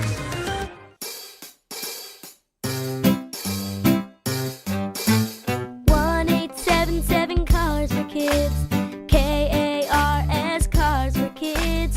1-877 Cars for Kids. Donate your car today. 1-877 Cars for Kids. KARS Cars for Kids. 1-877 Cars for Kids. Donate your car today. Ready to get rid of that old car? Donate it to Cars for Kids. Call 877-CARS-4-KIDS to speak to a friendly live agent. Donation is super easy, and your car can be picked up as soon as tomorrow. Go to cars4kids.org now or call 877-CARS-4-KIDS to donate your car today. 1-877 Cars for Kids. KARS Cars for Kids. 1-877 Cars for Kids. Did you know you can donate real estate too? Go to cars4kids.org. That's cars with a K. They built this station from the ground up. And now, for one afternoon, they're back together. Michael Kay and Don LaGreca, the 2 longest tenured voices in ESPN New York history, reunite for a special 2-hour broadcast celebrating 25 years of ESPN New York. 25 years. 2 legends. 1 conversation you won't want to miss. Thursday, September 3rd from 1 to 3 p.m. right here on ESPN New York and streaming live on the ESPN New York YouTube channel. Calling hard seltzer lovers. Searching for the tastiest seltzer? Look no further. Neutral Vodka Seltzer is absolutely delicious. Made with real vodka and real juice, Neutral keeps it tasty with every sip. With flavors like peach, orange, strawberry, and pineapple, there's something for everyone. Neutral. Keep it tasty. Enjoy responsibly. Copyright 2026 Anheuser-Busch. Neutral flavored vodka and carbonation. 4.5% alcohol by volume. St. Louis, Missouri. Monkey Sports, built by players for players, is your one-stop shop for hockey, baseball, lacrosse, and more. Find top-name equipment and expert in-store services like sharpening, break-ins, and relacing. Shop in-store at Monkey Sports in Farmingdale or Woodbridge or online for all the top brands. Whatever your sports, Monkey Sports gets you game ready fast. Monkey Sports, where athletes shop. Get in the zone, AutoZone. Welcome to AutoZone. What are you working on today? Truck started slow. Battery might be toast. Slow starts are the first sign of heat damage to your battery. We'll test it, no charge. Thanks. And if it is dead? We'll set you up with a new, fully warranted battery, some up to 5 years, and we'll recycle the old one. Thanks for the rundown. Lead the way. Get free battery testing, charging, and recycling at AutoZone. Get in the zone, AutoZone. Restrictions apply. Now at Lowe's, faster quotes start at the Lowe's Pro Desk. Got a material list handwritten on a sticky note or saved as a photo? Perfect. Bring it to us and get a quote in minutes. And if you don't see what you need on the shelf, we'll help you get it. You can access thousands of products beyond what's available in store or on Lowe's.com, right from the Lowe's Pro Desk. Build quotes faster and source the materials you need to keep your jobs moving. Just like that, at Lowe's.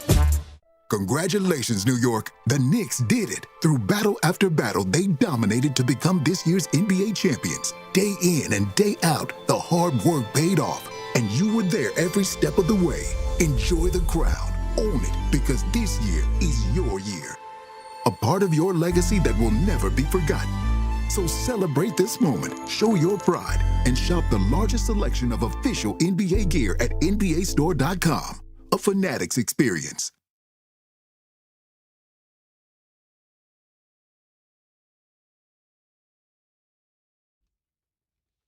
Oh, let me talk to you. Very LA night of me. Let me talk to you. I have something very important to say, and I need everyone to pay close attention right now. And that is, it's going down, folks. Lodi, New Jersey. Ready? Monkey Sports is bringing the ultimate destination to your neighborhood. Join Team ESPN at Monkey Sports tomorrow. That's Saturday, August 29th to you and me. Yes, the grand opening celebration of Monkey Sports starts at 9 a.m., 240 Route 17 South in Lodi. 240 Route 17 South in Lodi. Meet brand experts, check out the latest sports gear, and win ESPN swag. Whether you're a player, parent, coach, or fan, there's something for everyone at Monkey Sports. Don't miss the biggest grand opening of the year, Monkey Sports in Lodi, New Jersey. Don't monkey around. No, do not. Hey, we're the Monkees. And people say we monkey around. And you shouldn't. That's the thing. But we're too busy singing. Chocolate soft serve. No. They just don't want to put anybody down. That's the thing. To put anybody down. Hey, we're the... You know they were a major influence on the Beatles. Again, one of the underrated great lines of Dumb and Dumber. That could slip right by someone who's not paying attention. The Monkees, they were a huge influence on the Beatles. When I was a little kid, it was so confusing, the Monkees and the Beatles thing. Was? Yeah, because I'm 6 years old in the mid-'80s. Yeah, and John Lennon was already gone. John Lennon's already gone. And you got the Beatles, but then you also have these Monkey songs that are big. Yeah, that was that still like rerun syndication stuff? I don't know. It was like, I guess the because songs... I remember it still was on for... As a kid, I remember seeing that show. No, I didn't watch the show, even though I do remember the show. The show was, relatively entertaining. Then it came back, I think, at some point, somewhere maybe in the 90s for some reason. Somebody just decided, hey, let's run these old Monkees shows. And became fun to watch again. Anyway. Last Train to Clarksville was just a song I knew as a kid, It's a good song. 1966. They really were full-on contemporaries of the Beatles. I think, again, the whole thing was that it was like the show was for that. It's like Big Time Rush. They made a show about a boy band.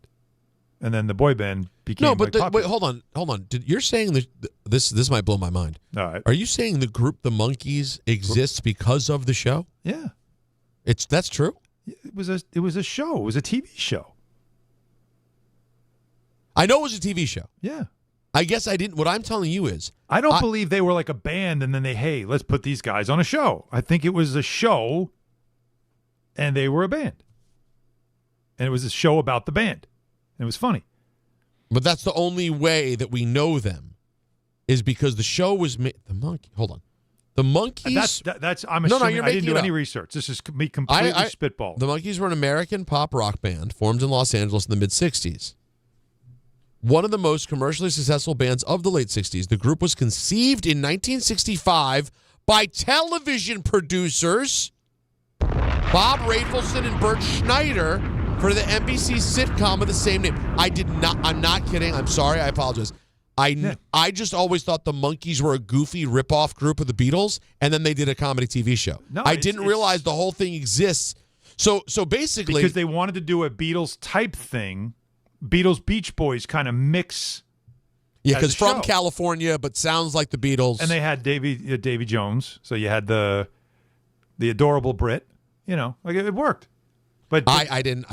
But it's also, again, anybody that has, again, teenage daughters or something like the Big Time Rush might have been a Disney vehicle or maybe a Nickelodeon. It was vehicle. Nickelodeon. Yeah, don't you dare disrespect. Listen, I'm one or the other, and they did the same kind of thing. And it was a very popular show, and then suddenly like their music became popular, and it took me a while to figure out why you knew that, and then I remembered why you know that. I have girls, the 3 daughters. Well, now we understands now. Of course, this stuff you can't avoid. I loved her first. Can't avoid it. All you guys that want to pretend, by the way, I'm not listening to that crap. She doesn't play her music in my car. Listen to me, tough guy. You want to stay close to her, you get into her music. So she'll love you more for it. But just to be clear, you did your best to inundate them with good music while they were kids. Of course. But then once they get to the age where now they have their own taste, you don't want to just bash their taste. No, you can't be the guy that's like, today's music sucks. You can always find something that's good, and then a lot of times it's a cover or a total ripoff, and you just get into it. But the more you celebrate their music, the more they share it with you, the closer you stay with them as they get older. Instead of them just wanting to be away from you because I want to hear my music and I know you hate it. So they created this fake TV show about the Monkees. Yes, they did. And then they make these records. Yeah. And Last Train to Clarksville is a monster. Yeah. They had several that were big. And I'm a Believer's a monster too. I'm a Believer. I thought it was their most popular. Oh no. The what's the song? Clarksville was number 1. That went number 1. Wow. Clarksville went number 1. Wow, that's really interesting. I'm learning. Daydream Believer, right? You said that one, right? I'm a Believer. Oh, I'm a Believer. But isn't there a Daydream Believer too? By the way, I'm a Believer. How far did it make it? Number 1 U.S. also. A lot of Believer. A lot of believing songs. Yeah. A lot of believing songs. Yeah. All right. You know what I believe in? There should be a TV show based off of like a sports talk radio show. Whoa. But like they make the fake show. And then they have like these guys but you see all the backstory stuff, the meetings and all the amount of times we fight all day long. Don just saying. And then the hijinks that we get into throughout the day because we spend all day together. Don. In fact, we live in the same apartment. Now we're having a conversation. Or one big house together. Yes. All right, we take a break is what we do, and we come back with ENN like you dream about. On a Friday. On a Friday. It's a special day right here on DHR. There are a million reasons to love New York. Making your budget stretch isn't one of them. According to an independent study, Amazon prices average 14% lower than other retailers. Get food, fashion, furniture, and more shipped straight to your building. Plus, another study found Amazon Prescription Pass customers pay nearly 1/3 less out of pocket. Learn more at aboutamazon.com. We are moving now. Electric bikes are everywhere. They are quiet and very fast. Teens ride them on the roads, in bike lanes, but also in places they should not be, like sidewalks and parks. Look out! When you ride, wear a helmet. Don't speed. Watch out for pedestrians and cars. New York State and your community have specific rules for electric bikes. Follow them. Go to trafficsafety.ny.gov for more info. A message brought to you by the Governor's Traffic Safety Committee. Hey Yankees and Knicks fans, Come out to Yankee Stadium on Friday, September 25th, and be ready to receive a very special giveaway. It's Josh Hart Yankees Bobblehead Night, presented by Delta Airlines. The first 18,000 guests will receive a Josh Hart Yankees bobblehead.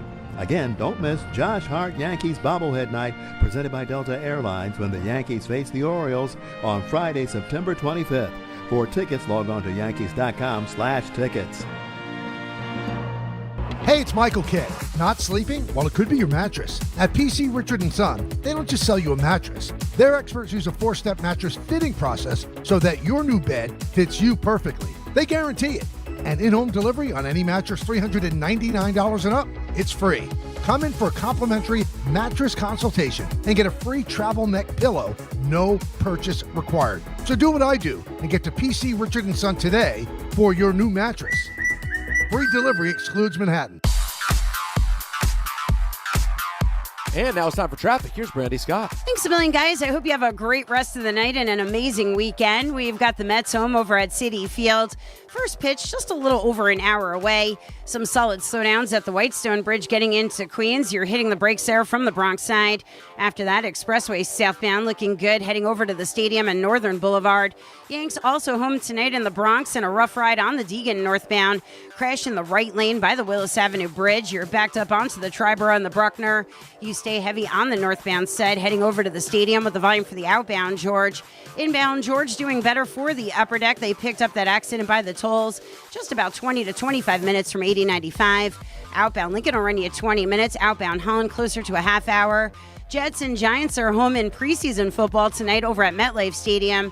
No big delays on Route 3 westbound heading into the Meadowlands. I'm Brandy Scott on 880 ESPN New York. Progressive knows there's no one more important to your team than your pet. They're like your top draft pick. And it looks like Chuck has selected Pepper the Corgi. Bold pick there, Deborah. Yeah, Rich, Pepper has a high ceiling for sure, but he does have a tendency to bark at every tree. Yeah, he brings a lot to the table, but also takes a lot off of it, especially when it's been left near the edge. Nothing left to do now but suit him up for the dog park. Protect your top draft pick from injury and illness with Progressive Pet Insurance. Get a quote at Progressive.com. Progressive Casualty Insurance Company affiliates of third-party insurers. Not available in all states or situations. Covered subject to policy terms. Hey, it's Kirk Herbstreit. When it's game time, you need a good playbook, especially in the kitchen. Because when a crowd wants wings, fresh pizza, and mouth-watering sliders, you better have options in your kitchen. With Frigidaire range, you get over 15 cooking modes, including stone-baked pizza, air fry, and air sous vide. Your game time MVP combo built right into your oven. Available at the Home Depot. How doers get more done. ESPN New York is your home for the world champion New York Knicks. WHSQ and WCBS FM HD2, New York. This is an ENN special report. Now reporting. The very handsome Jewish man, Peter Rosenberg. We should talk some sports. Do what you want. It's ENN. Peter Rosenberg!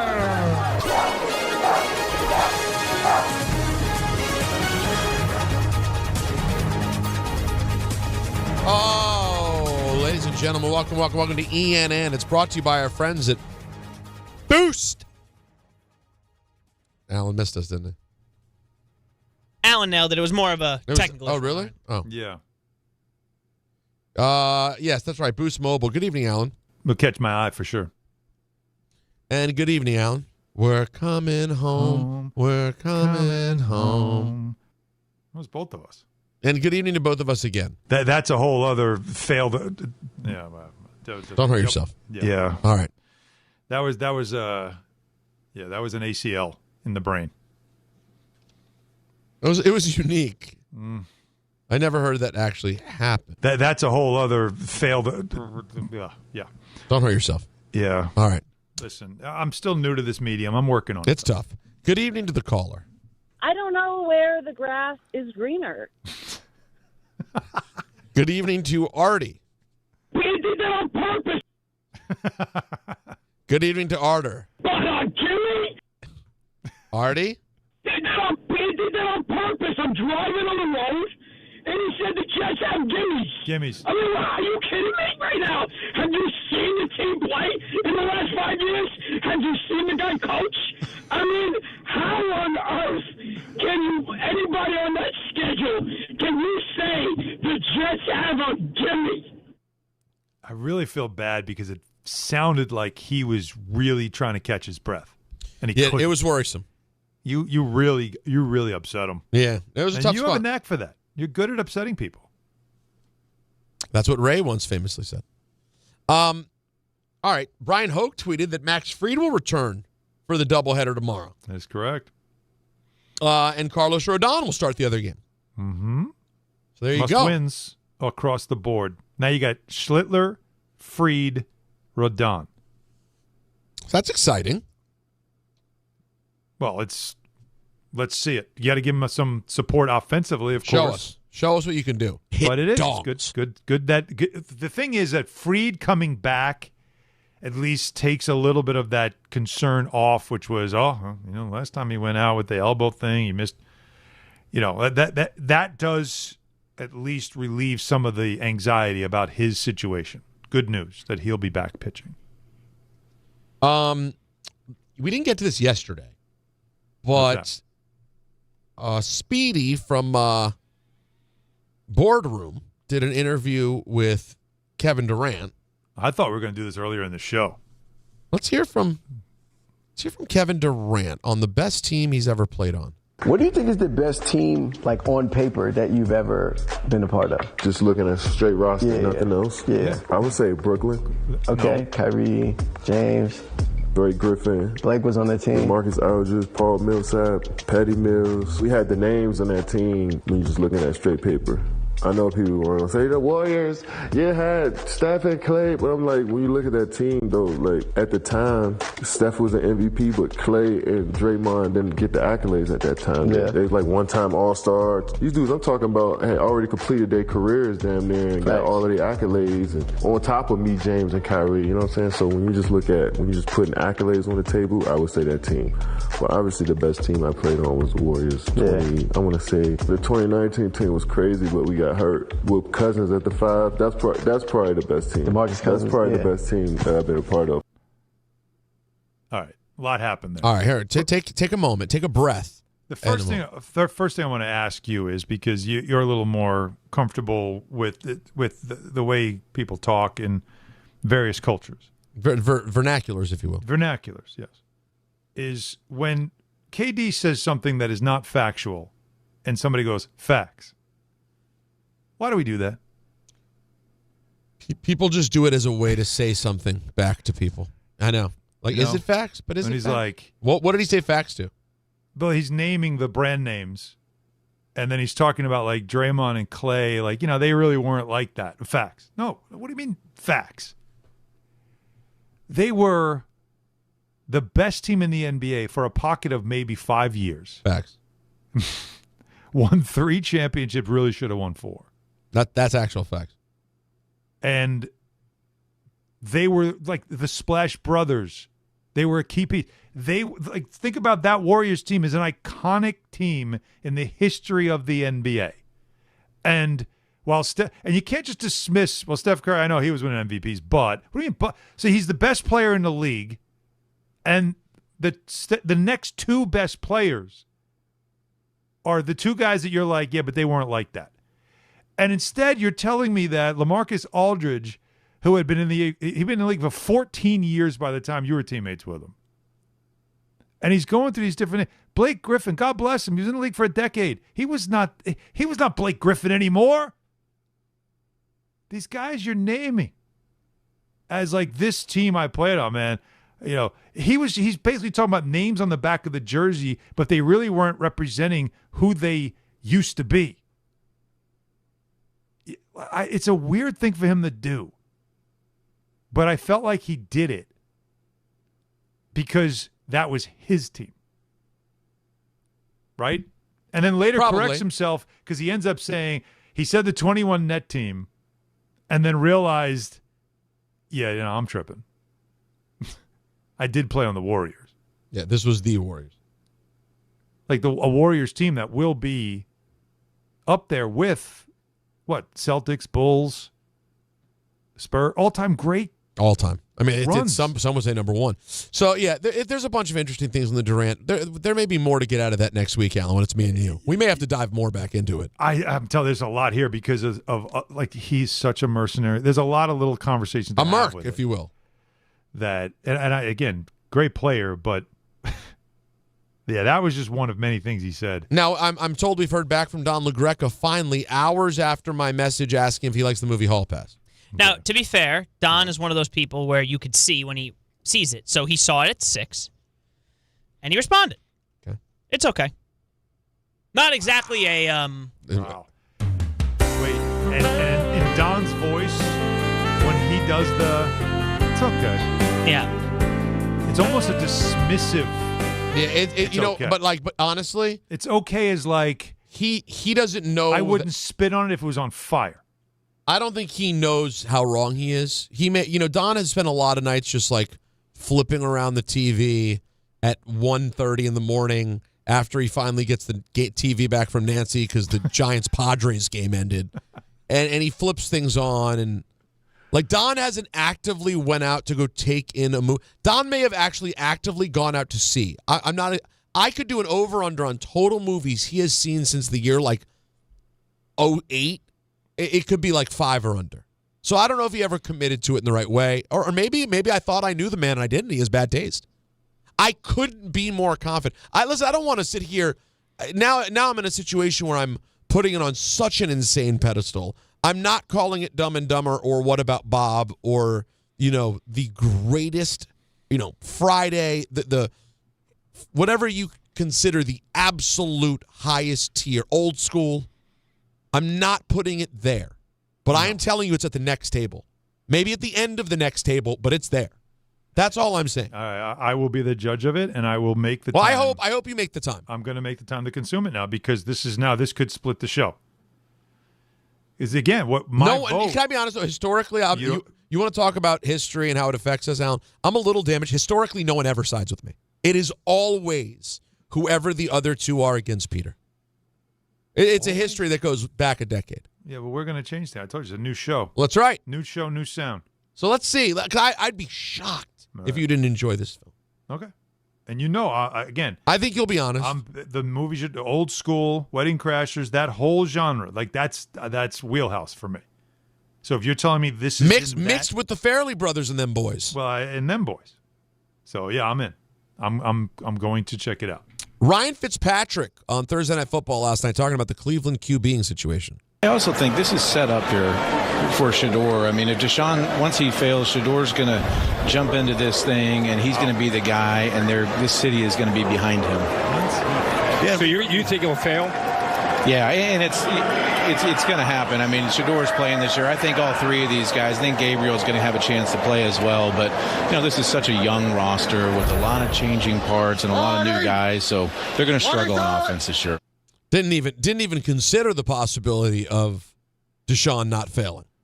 But he just said once he fails. Once he fails, and then Herb Street's like, "You think he's going to fail?" And yeah. Anyways, he didn't even consider. He knows he's going to fail. 1,000% didn't even consider another option. Now, do you consider that a hot take or yeah?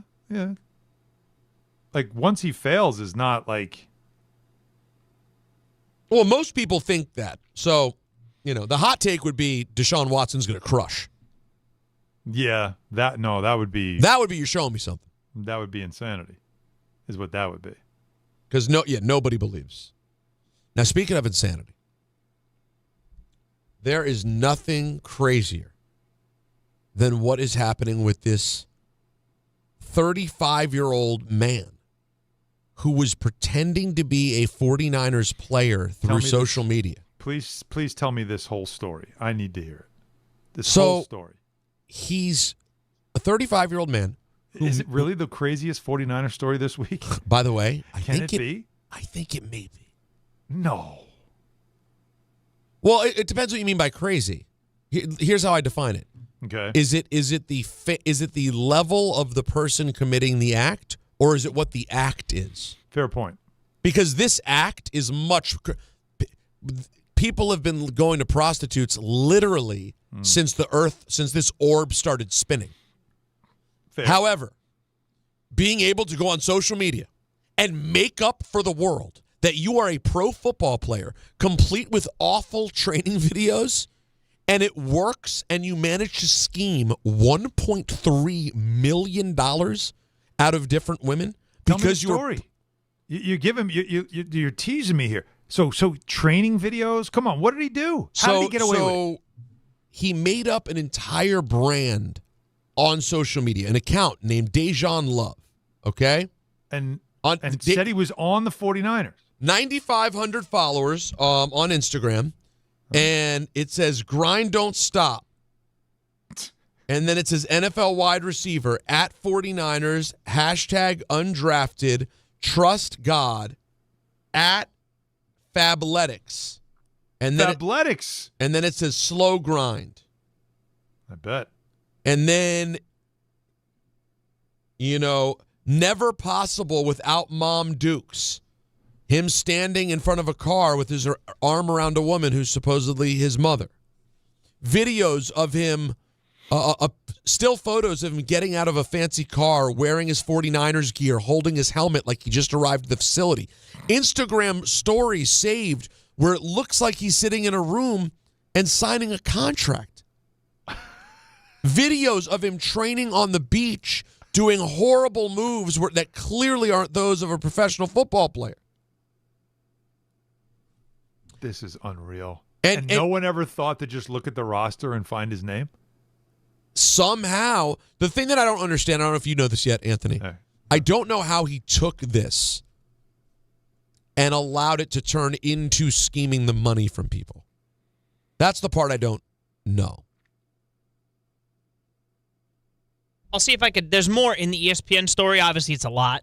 There's a lot, but I'm more fascinated with how you build up the character. Oh, you put. By the way, to get away with things. We know people are gullible. You're going to find gullible people. We know this.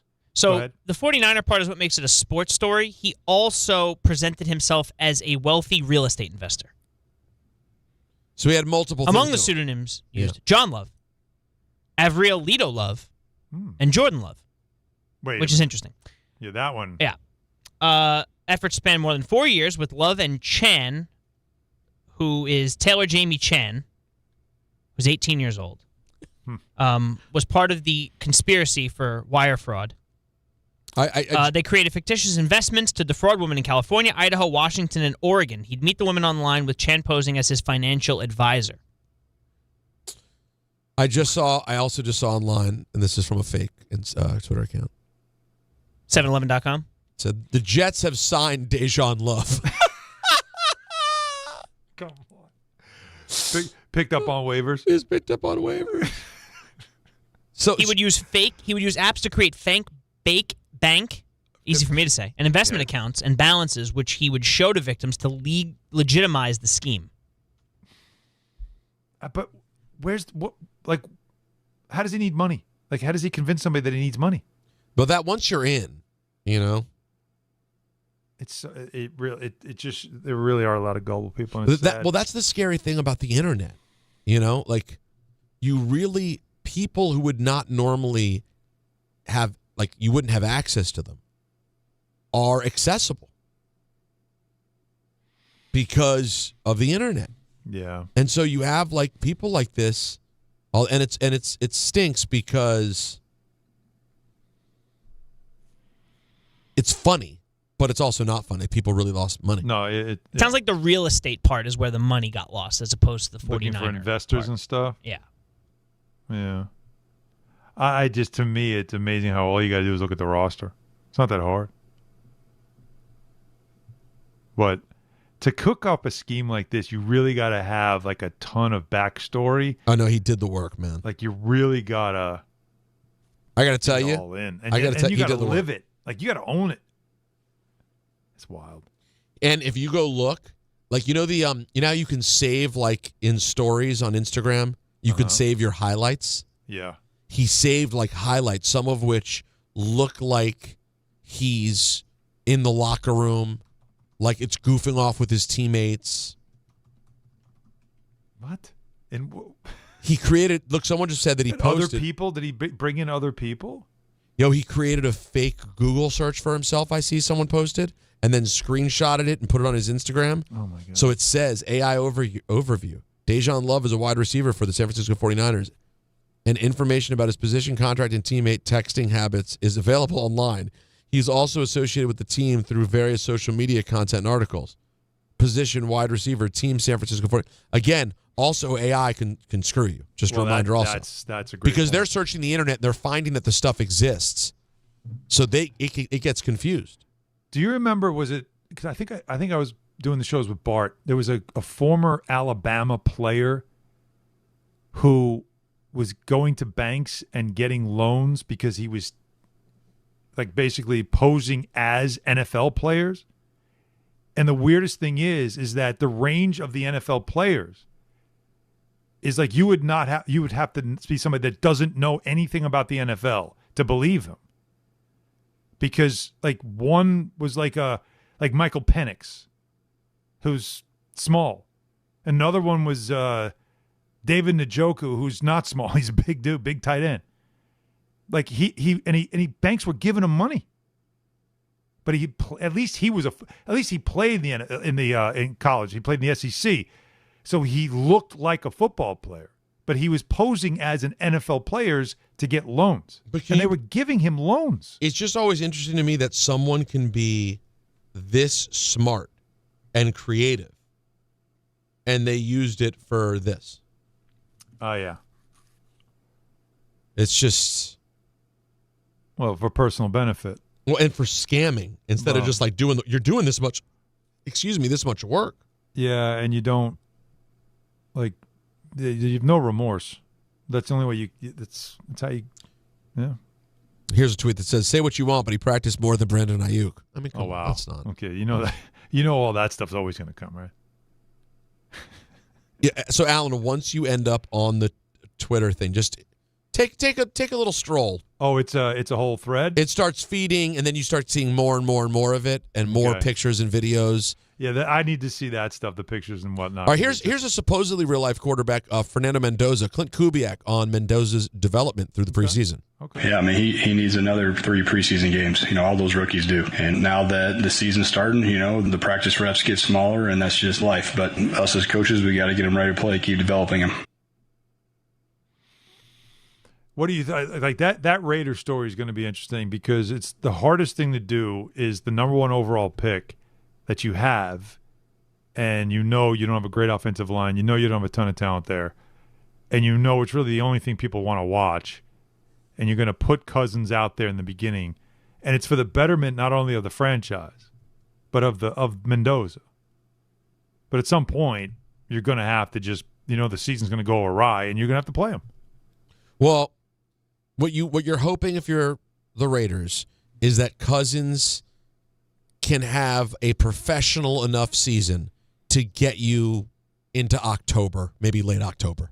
And then you can feel like Mendoza's had a little bit more time. I understand you're not getting the first team reps. Right. But you hope that him being around Cousins and learning puts him in a spot where they can then get him in. Because I really do think that in this version of the NFL, if you think you have the future quarterback on the roster, you want to start playing them.